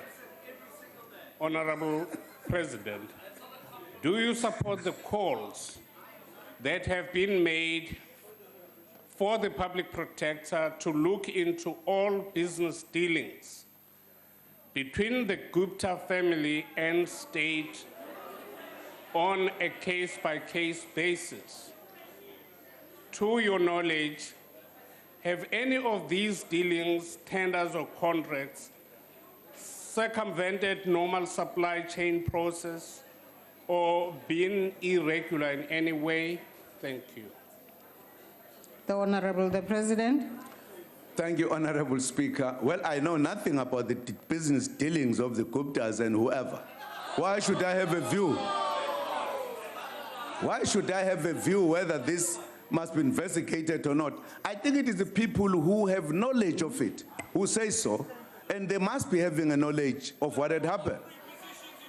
I don't think any statement made by anyone about anybody, because you are a president, you must then support even if you don't know what is happening. Those people will certainly go to the right places of the law enforcement and raise the issues so that the issues are properly followed. It's not my business. Thank you, Madam Speaker. Honorable members, I'd like to remind honorable members that when we ask the follow-up questions, they should be related to the original question. Honorable Pilane Majake. Thank you, Madam Speaker. Your Excellency, I agree with you. The question posed by the leader of the opposition is time-wasting, bizarre, and full of innuendos that are supposed to continue to mislead the public interpretation of the Constitutional Court judgment for cheap political point scoring. The Constitutional Court judgment was just based on whether the remedial actions of the public protector are binding or not. My question to you is it not true that the President and members of the executive have always fulfilled their obligation to be properly accountable to Parliament? The Honorable the President. Thank you, Madam Speaker. May I address you on a point of order? What's the point of order, Honorable Kalyan? Honorable President, please take a seat. Madam, you ruled earlier that subsequent questions has to be relevant to the original question put. The Speaker just now gave a critique of the question that the Leader of the Opposition put. And I submit to you, Madam, that that is not parliamentary, and you should rule on that. It is not Honorable Kalyan, there's nothing unparliamentary. There's nothing unparliamentary about a question that starts off from the original question. Madam, may I conclude my No, point Honorable of order? Kalyan. It is not parliamentary for one member to critique the question of another member. You're putting questions to the Honorable President. Honorable Kalyan, thank you for taking your seat. Honorable President. Well, thank you very much, Honorable Speaker. The Honorable Member is asking the question. Of course, I have partly answered the question earlier on when I was dealing with the matter of members of the executive honoring their obligations in this parliament by coming to answer questions, participate in the debates, and giving reports about their departments. That is being done. So they are complying with the dictates of the Constitution. So there is no problem about it. Thank you very much, Madam Speaker. The Honorable Self. Thank you very much, Madam Speaker. Mr. President, you earlier said that you had a bond on the property, your original house. Now, in order to raise a bond, you require collateral, normally in the form of property. But it was demonstrated in the Public Protector's report that you do not actually own that property. The question is, what collateral did you use in order to raise the bond?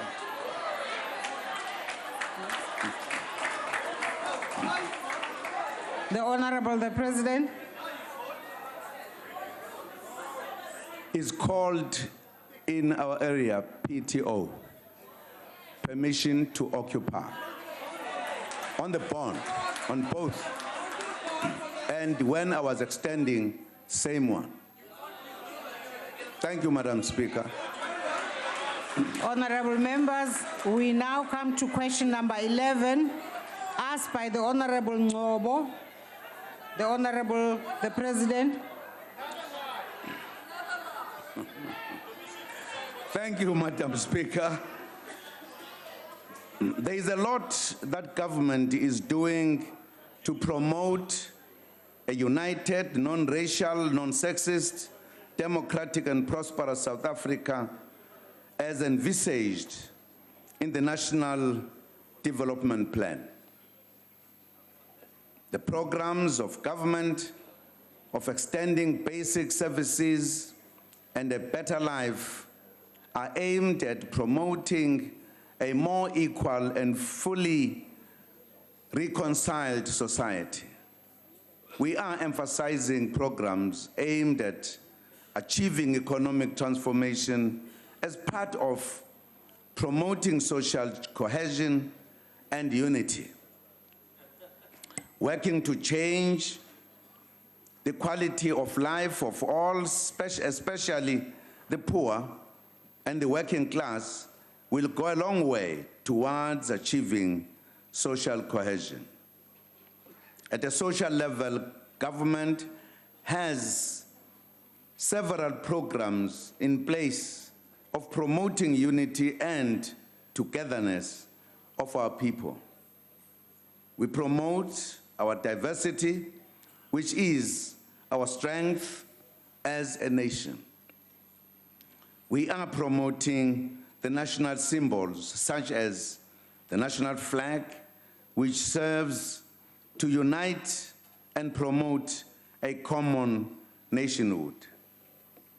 The Departments of Basic Education and Arts and Culture promote the flag and the Constitution in schools so that children can learn what it means to be a South African at an early stage.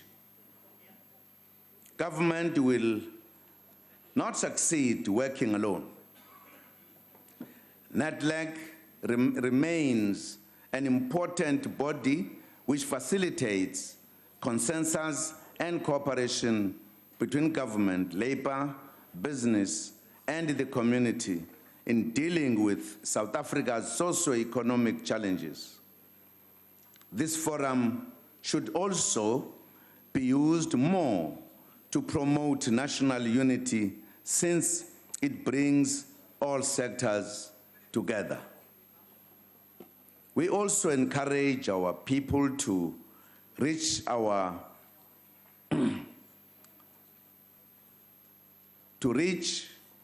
to one another and begin to understand and appreciate the various cultures, customs, and traditions that make our nation.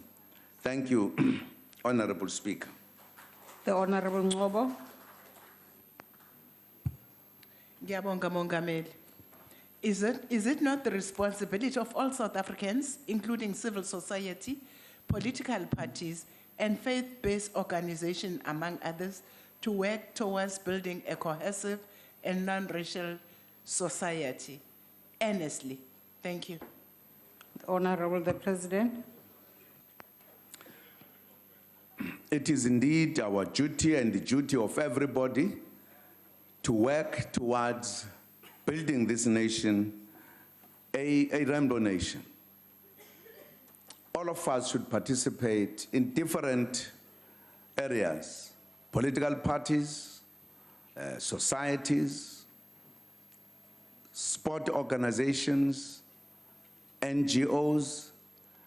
If we are South Africans, we ought to be all together working towards making this country a united country. That is the job of everyone that needs to be done, that needs to do. And therefore, as we talk about what we are doing at schools, etc., we are trying to say to the young people, as you grow up, develop the patriotism and love of your country, so that generations to come, this country will be at peace with itself, because we'll understand one another. We'll put our history behind us and identify ourselves as South Africans. That is a task and the job of every one of us.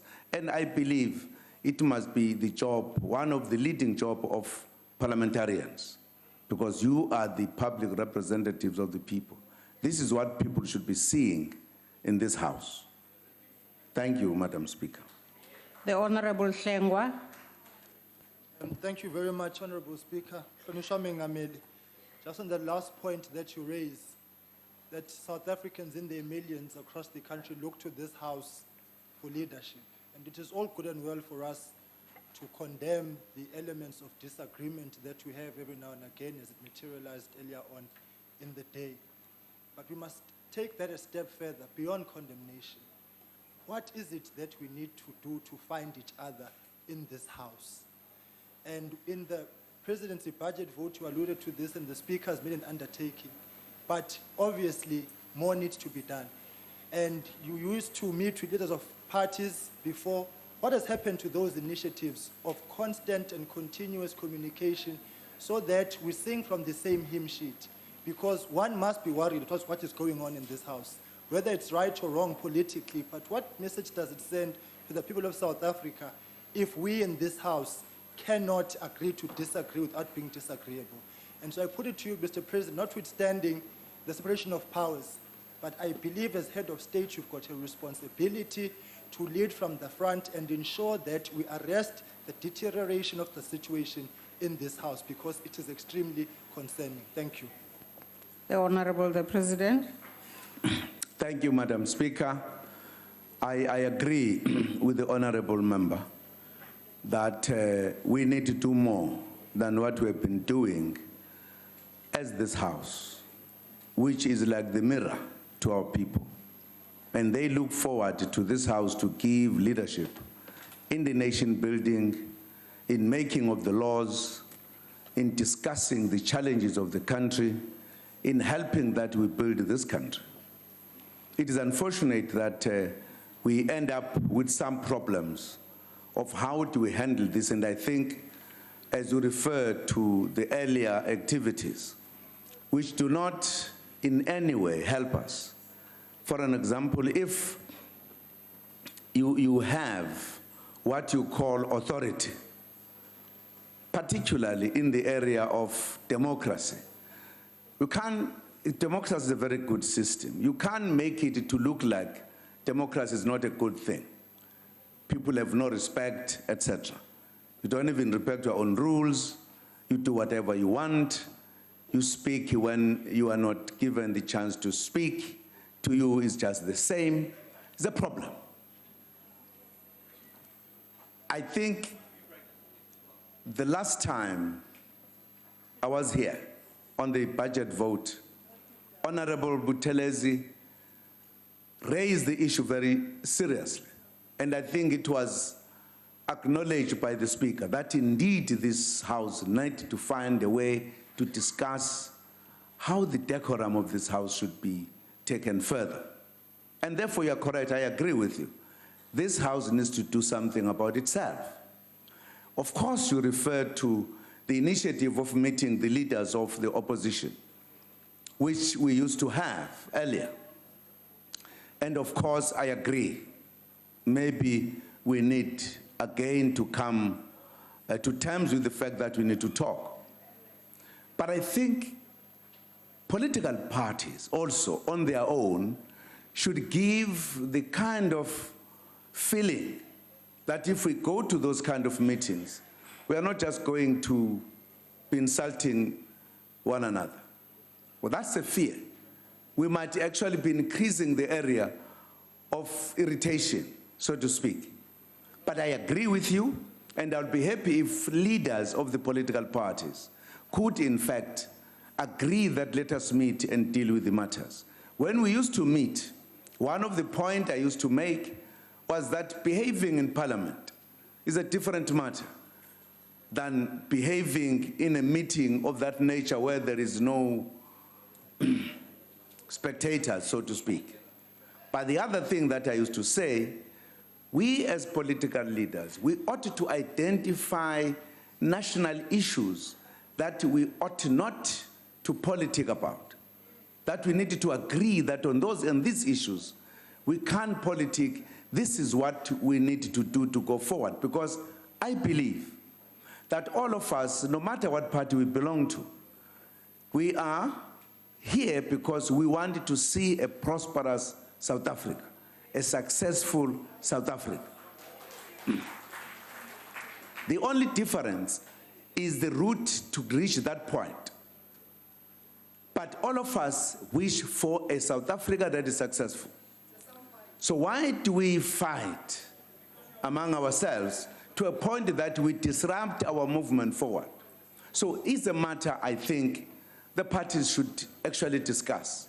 I would be happier, for an example, if the opposition could meet and say, do we agree, or do they agree to a proposal?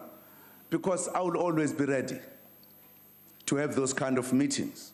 Because I believe that there's a lot that we still have to do to this country to deal with the issue of poverty, inequality, and unemployment together. It's a matter we need to not fight about. What do we do to contribute that we better the lives of our people? I'm sure that will be warmly welcomed. Thank you, Madam Speaker. We now come to the last question, question number 12, which has been asked by the Honorable Jafta. The President. Honorable Speaker, honorable members. Our government is concerned about this scourge of widespread incidents of violence and destruction of public property during protests. I've spoken about this matter many times in public platforms. We have condemned the recent burning of schools and other facilities in Vuwani, in Limpopo.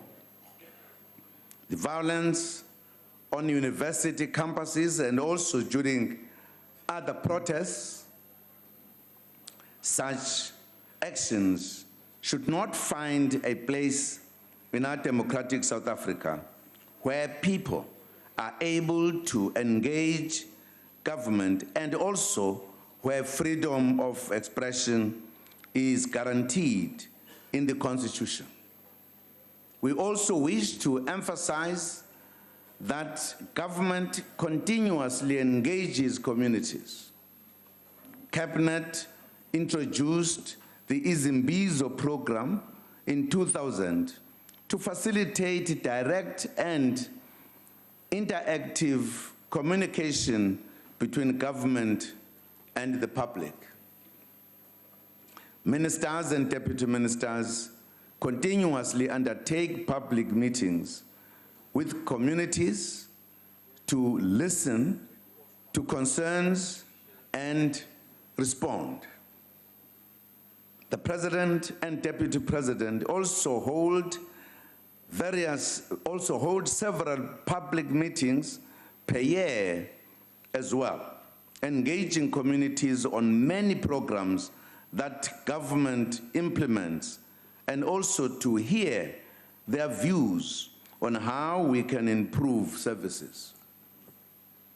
The GCIS also organizes special national Imbizo focus weeks where ministers and deputy ministers visit communities in a more intensive manner. The last Imbizo focus week was held from 7 to the 12th April 2015 and involved a total number of 94 public interaction meetings being undertaken.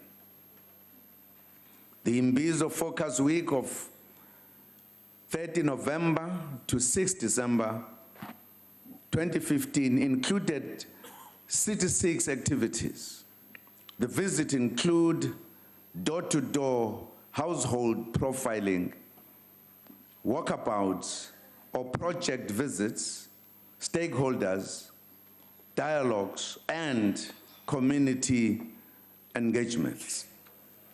The programs in the presidency include the Presidential Siyahlola Monitoring Program that aims to fast-track interventions, the Presidential Imbizo, and also the Presidential Infrastructure Program. The Deputy President leads the War on Poverty programs and visits many communities in addition to visits linked to the fight against HIV and AIDS and other diseases. A report is presented by the presidency at each cabinet lekgotla detailing the public engagements activities of each minister and deputy ministers every 6 months. The report for January to July 2015 to the mid-year cabinet lekgotla indicated that over 700 events were held by members of the National Executive. The report for July to December 2015 recorded over 600 Imbizo events having been undertaken by ministers and deputy ministers. In this regard, community engagement do take place and these will be intensified. A key feature of our Back to Basics local government plan is municipal leadership, as this sphere is the closest to the people. Where criminal elements take advantage of community concerns and engage in violence, law enforcement agencies have been directed to act swiftly to bring them to justice. We cannot allow people to undermine the good progress we are making in building infrastructure that improves the lives of our people. I thank you, Madam Speaker. The Honorable Jafta. Thank you, Honorable Speaker. Honorable Speaker, I must first say that I am already discouraged in this question by what has just happened here.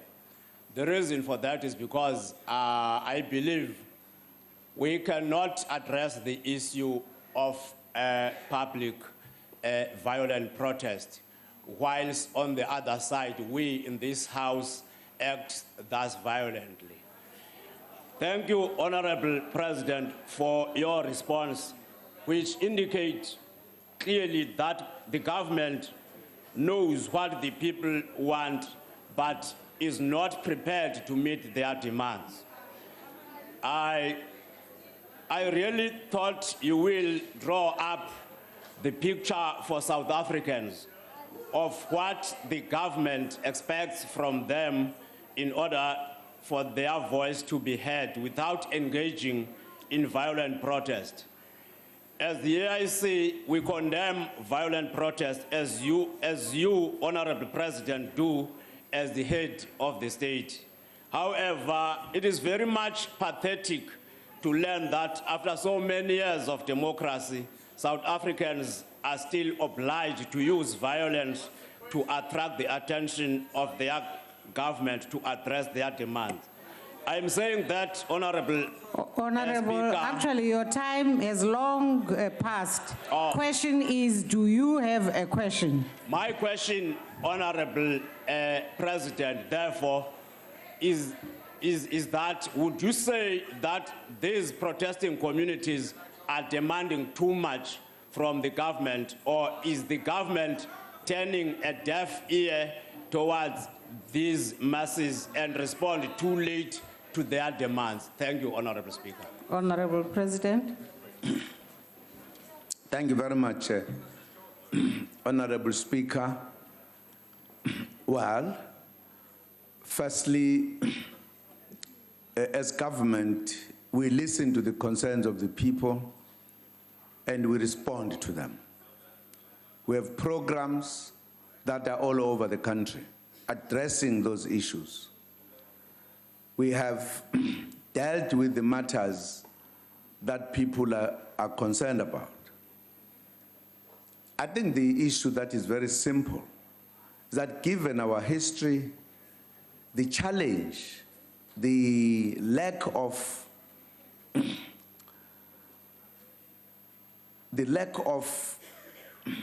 things that people are looking for is a thing that has taken many years. Let me just give you an example of electricity that people want. Until 1994, no one thought that the rural areas, for an example, need electricity. We had to start just 20 years ago.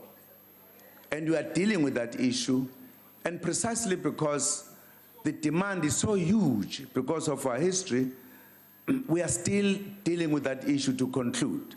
I think we have been able to electrify or bring energy to the greater part of the country. We are still continuing. But those that the electricity or the lighting has not come to their areas, they become impatient. And therefore say, where we want it now is a matter that we have got to deal with as a reality.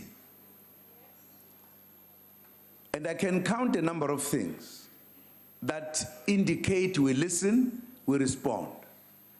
The problem that also we did not address of violence is that we come from a very violent system called apartheid. Very violent. And people developed violence to fight it. And we have never addressed that issue to say now we are in a different situation. So people, once they see something, they take it up through violence. At times, the violence that is not acceptable at all.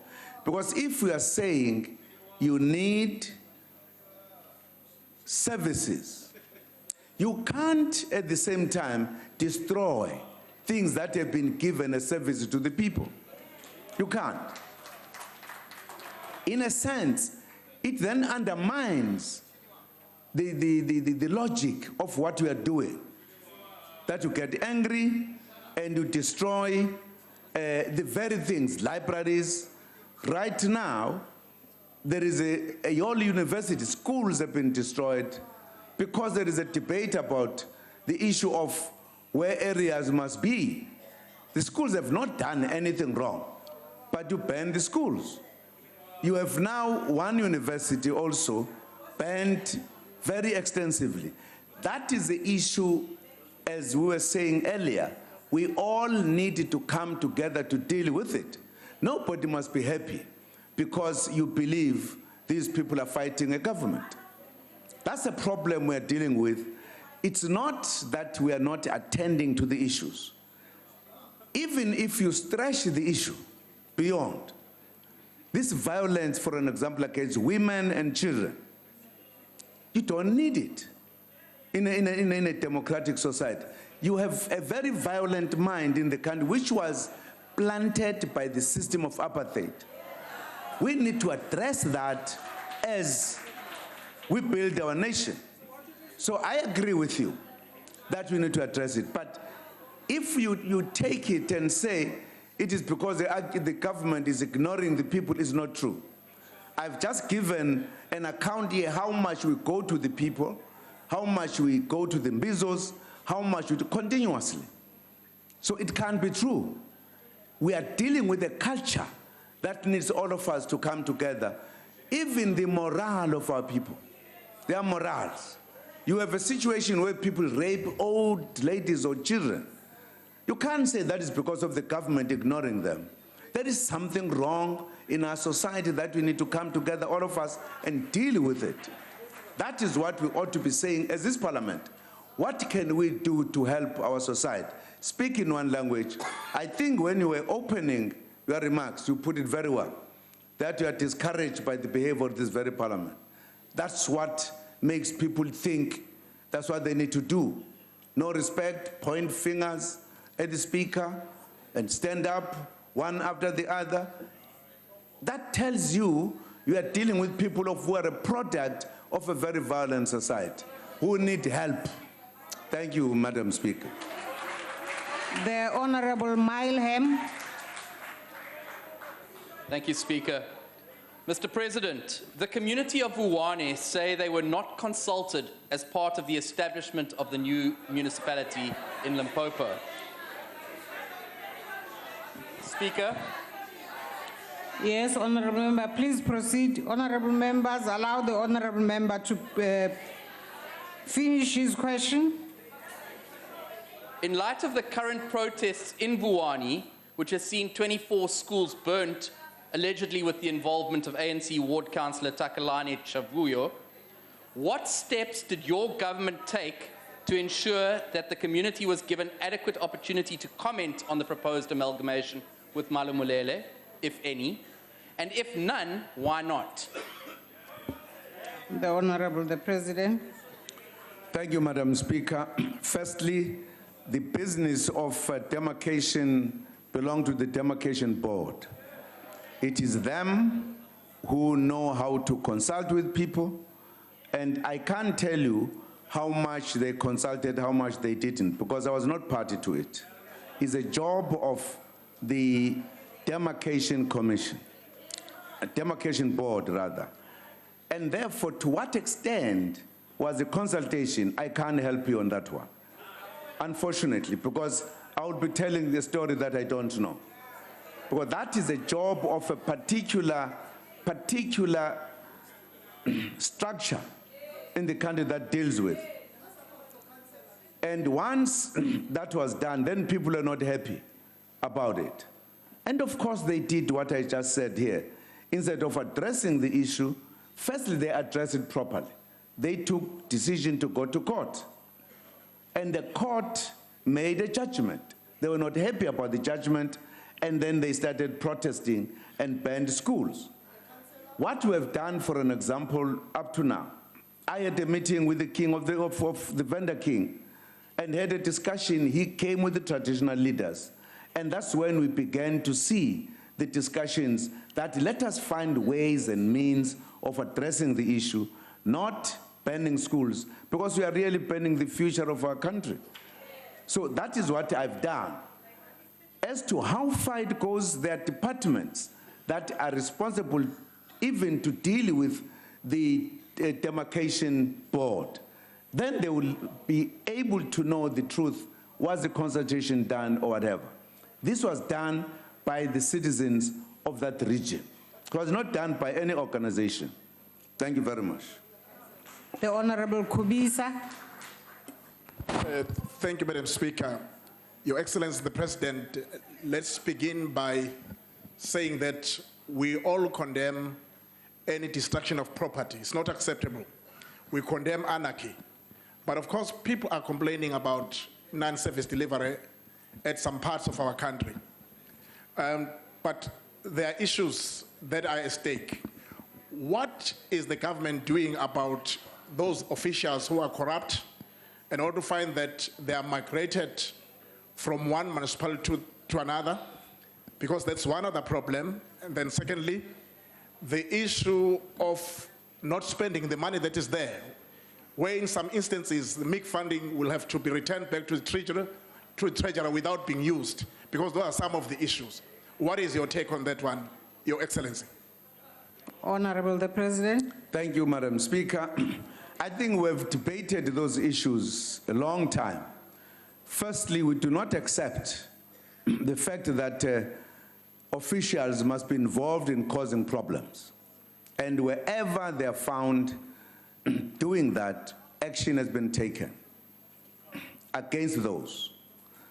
And secondly, and of course we are talking about some of them moving from one area to the other. I'm sure if that is discovered, will certainly be dealt with. And if there are such cases that we know, I think we should report the cases so that those matters are handled at the right places wherever they are. With regard to the unspent money, I think that's a problem we've discussed all the time, the money that comes back.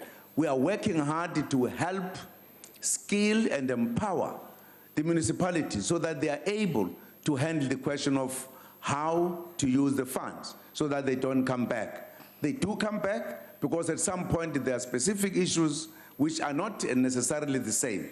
They're different kind of issues. We have been working with the Auditor General, for an example, to ensure that we bring up to the speed the question of skills. In fact, the report of the Auditor General recently has admitted that we are making some progress, although we have not arrived at the level that will be required, but we are making progress, which confirms we are doing something to address those matters. Thank you, Madam Speaker. The Honorable Filtane.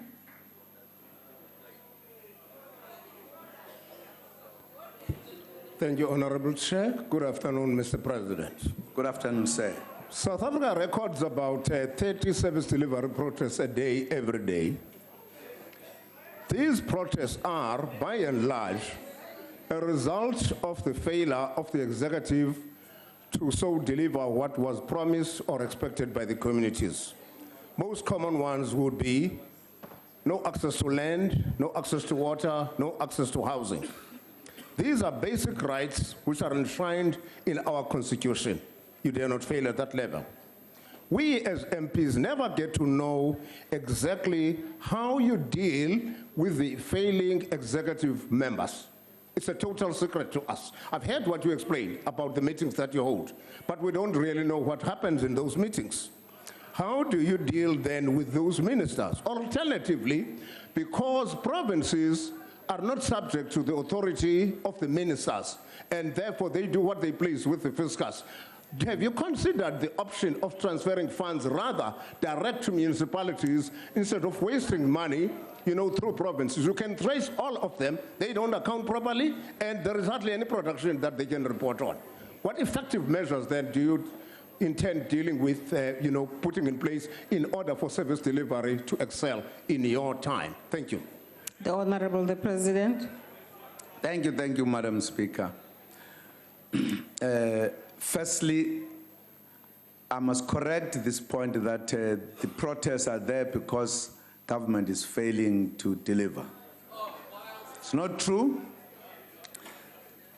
The bulk of what I've been saying today was saying we are faced with an unusual situation in this country where the majority of people were deprived of resources, put in rural areas, some put in what was called homelands, not to come to where economy were. There is a history why the question of the demand is too high than what you can give. But we are doing all we can to do so. Secondly, the protests don't just come because there are resources only. There are other reasons that cause protests in other areas. At times it is conflict among people who are in those areas that influence protests in one form or the other. Some protests about, for an example, by the students, different than the services we are talking about, but acting exactly the same. So we are addressing that as government, and people know it. Some of the protests are because people are impatient that in the area next door, there is delivery already, why not here? And then they get agitated by the very delivery that they see. Your last part of the question is saying, shouldn't I consider sending the money direct to the municipalities or whatever, instead of the proper channels? The division of the budget, what is given to provinces and municipalities, is a constitutional matter. It's not a matter that needs a president to stand up and say, now we do it this way. You will stand up here and say, this president does not respect the Constitution. It needs you, if you think you need to change the Constitution, so that you make that proposal, so that it can be discussed by this House. You can then change the Constitution so that it is not the man, the president, it is the parties all put together who change the Constitution in order to meet the proposal you are making. Thank you, Honorable Speaker. That concludes questions to the President, and I thank the Honorable President. Thank you very Honorable much, members, before we rise, I wish to go back to the issue raised by Honorable Jafta. In particular, for purposes of making clear that the public, because we are not just alone here, we also have the people of South Africa. The Honorable Member, in the way he relates the issue of violent protests to the action earlier here in the House, I think could easily confuse South Africans.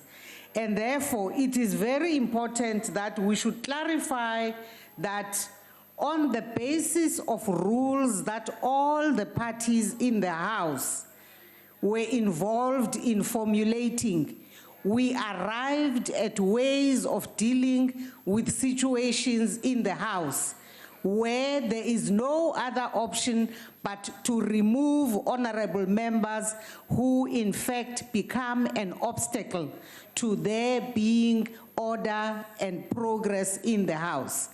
And it is that mechanism that we deployed earlier this afternoon, where we called upon properly authorized parliamentary protection services to remove honorable members who were an obstacle to progress in the House.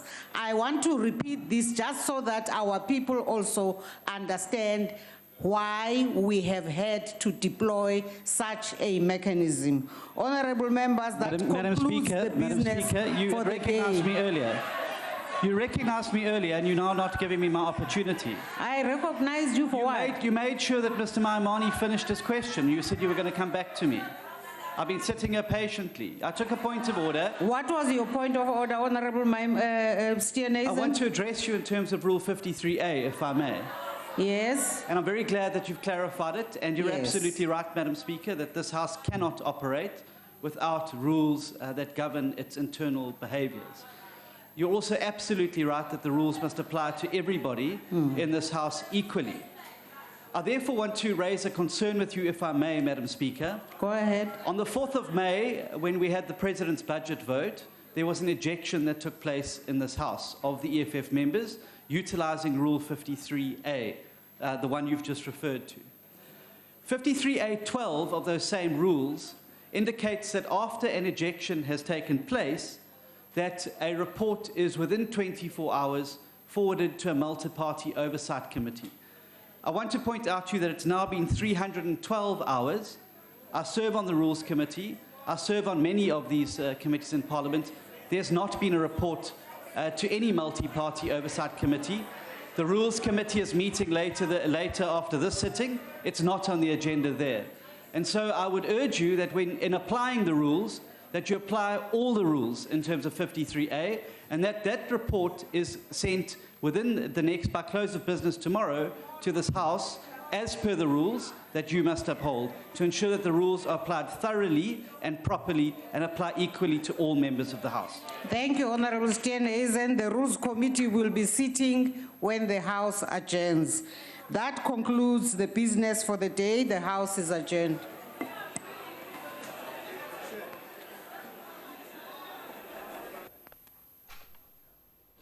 Well, you're watching SABC News. It's just gone 4:30 p.m. Thank you for joining us. Now, this is a live crossing to Parliament in Cape Town, where President Jacob Zuma has just wrapped up his question and answer session with MPs. We've unfortunately lost the link there, but the land claims question coming up in the last hour, with the President advising that claimants, of course, need to pull together their resources to afford quality litigation. Health employment generation comes into sharp focus in light of the predicted shortage now of 18 million health workers. That's a global figure, of course. And how does the United Nations Commission on Health Employment, which the President co-chairs with his French counterpart, Francois Hollande, plans to address this brain drain and mobility of health workers from lower to higher income areas? Now, there will be a report back from that session, from that commission rather, in the United Nations in September this year. The DA you just heard, going back 4 years already, quoting the President on Nkandla from 2012, posing the question on whether the President paid for Nkandla upgrades with the bond. Zuma drew a clear distinction between what government paid for and built and what the Zuma family built on their own steam. Only 5 items are mentioned by the Public Protector, and in the Constitutional Court judgment, you'll remember, these are the security features which include the chicken run, the amphitheatre, waiting room, swimming pool and kraal, which was paid for by the government, and which he acknowledges. He reiterates that he has never been dishonest on that one, and the family built part of the homestead and not government, and the refurbishments on Nkandla started when he was Deputy President already. By the time he was appointed President, some of the buildings were already erected. On Vuwani, that's made headlines recently, he says that the constitutional right to protest must be exercised, but within the bounds of the law, of course, condemning the destruction of state property like schools, universities and libraries. The lack of electrifying some households also coming up, but the President accurately pointed out that the apartheid-era design grid did not take into account the needs of the majority of South Africans, but work is already being done to rectify these inequities. The session, of course, continued without the EFF representing their constituency, as they flouted the rules of the House and were asked to leave due to persistent disruptions. Time to take a short break. I'll be back with more news in just a moment.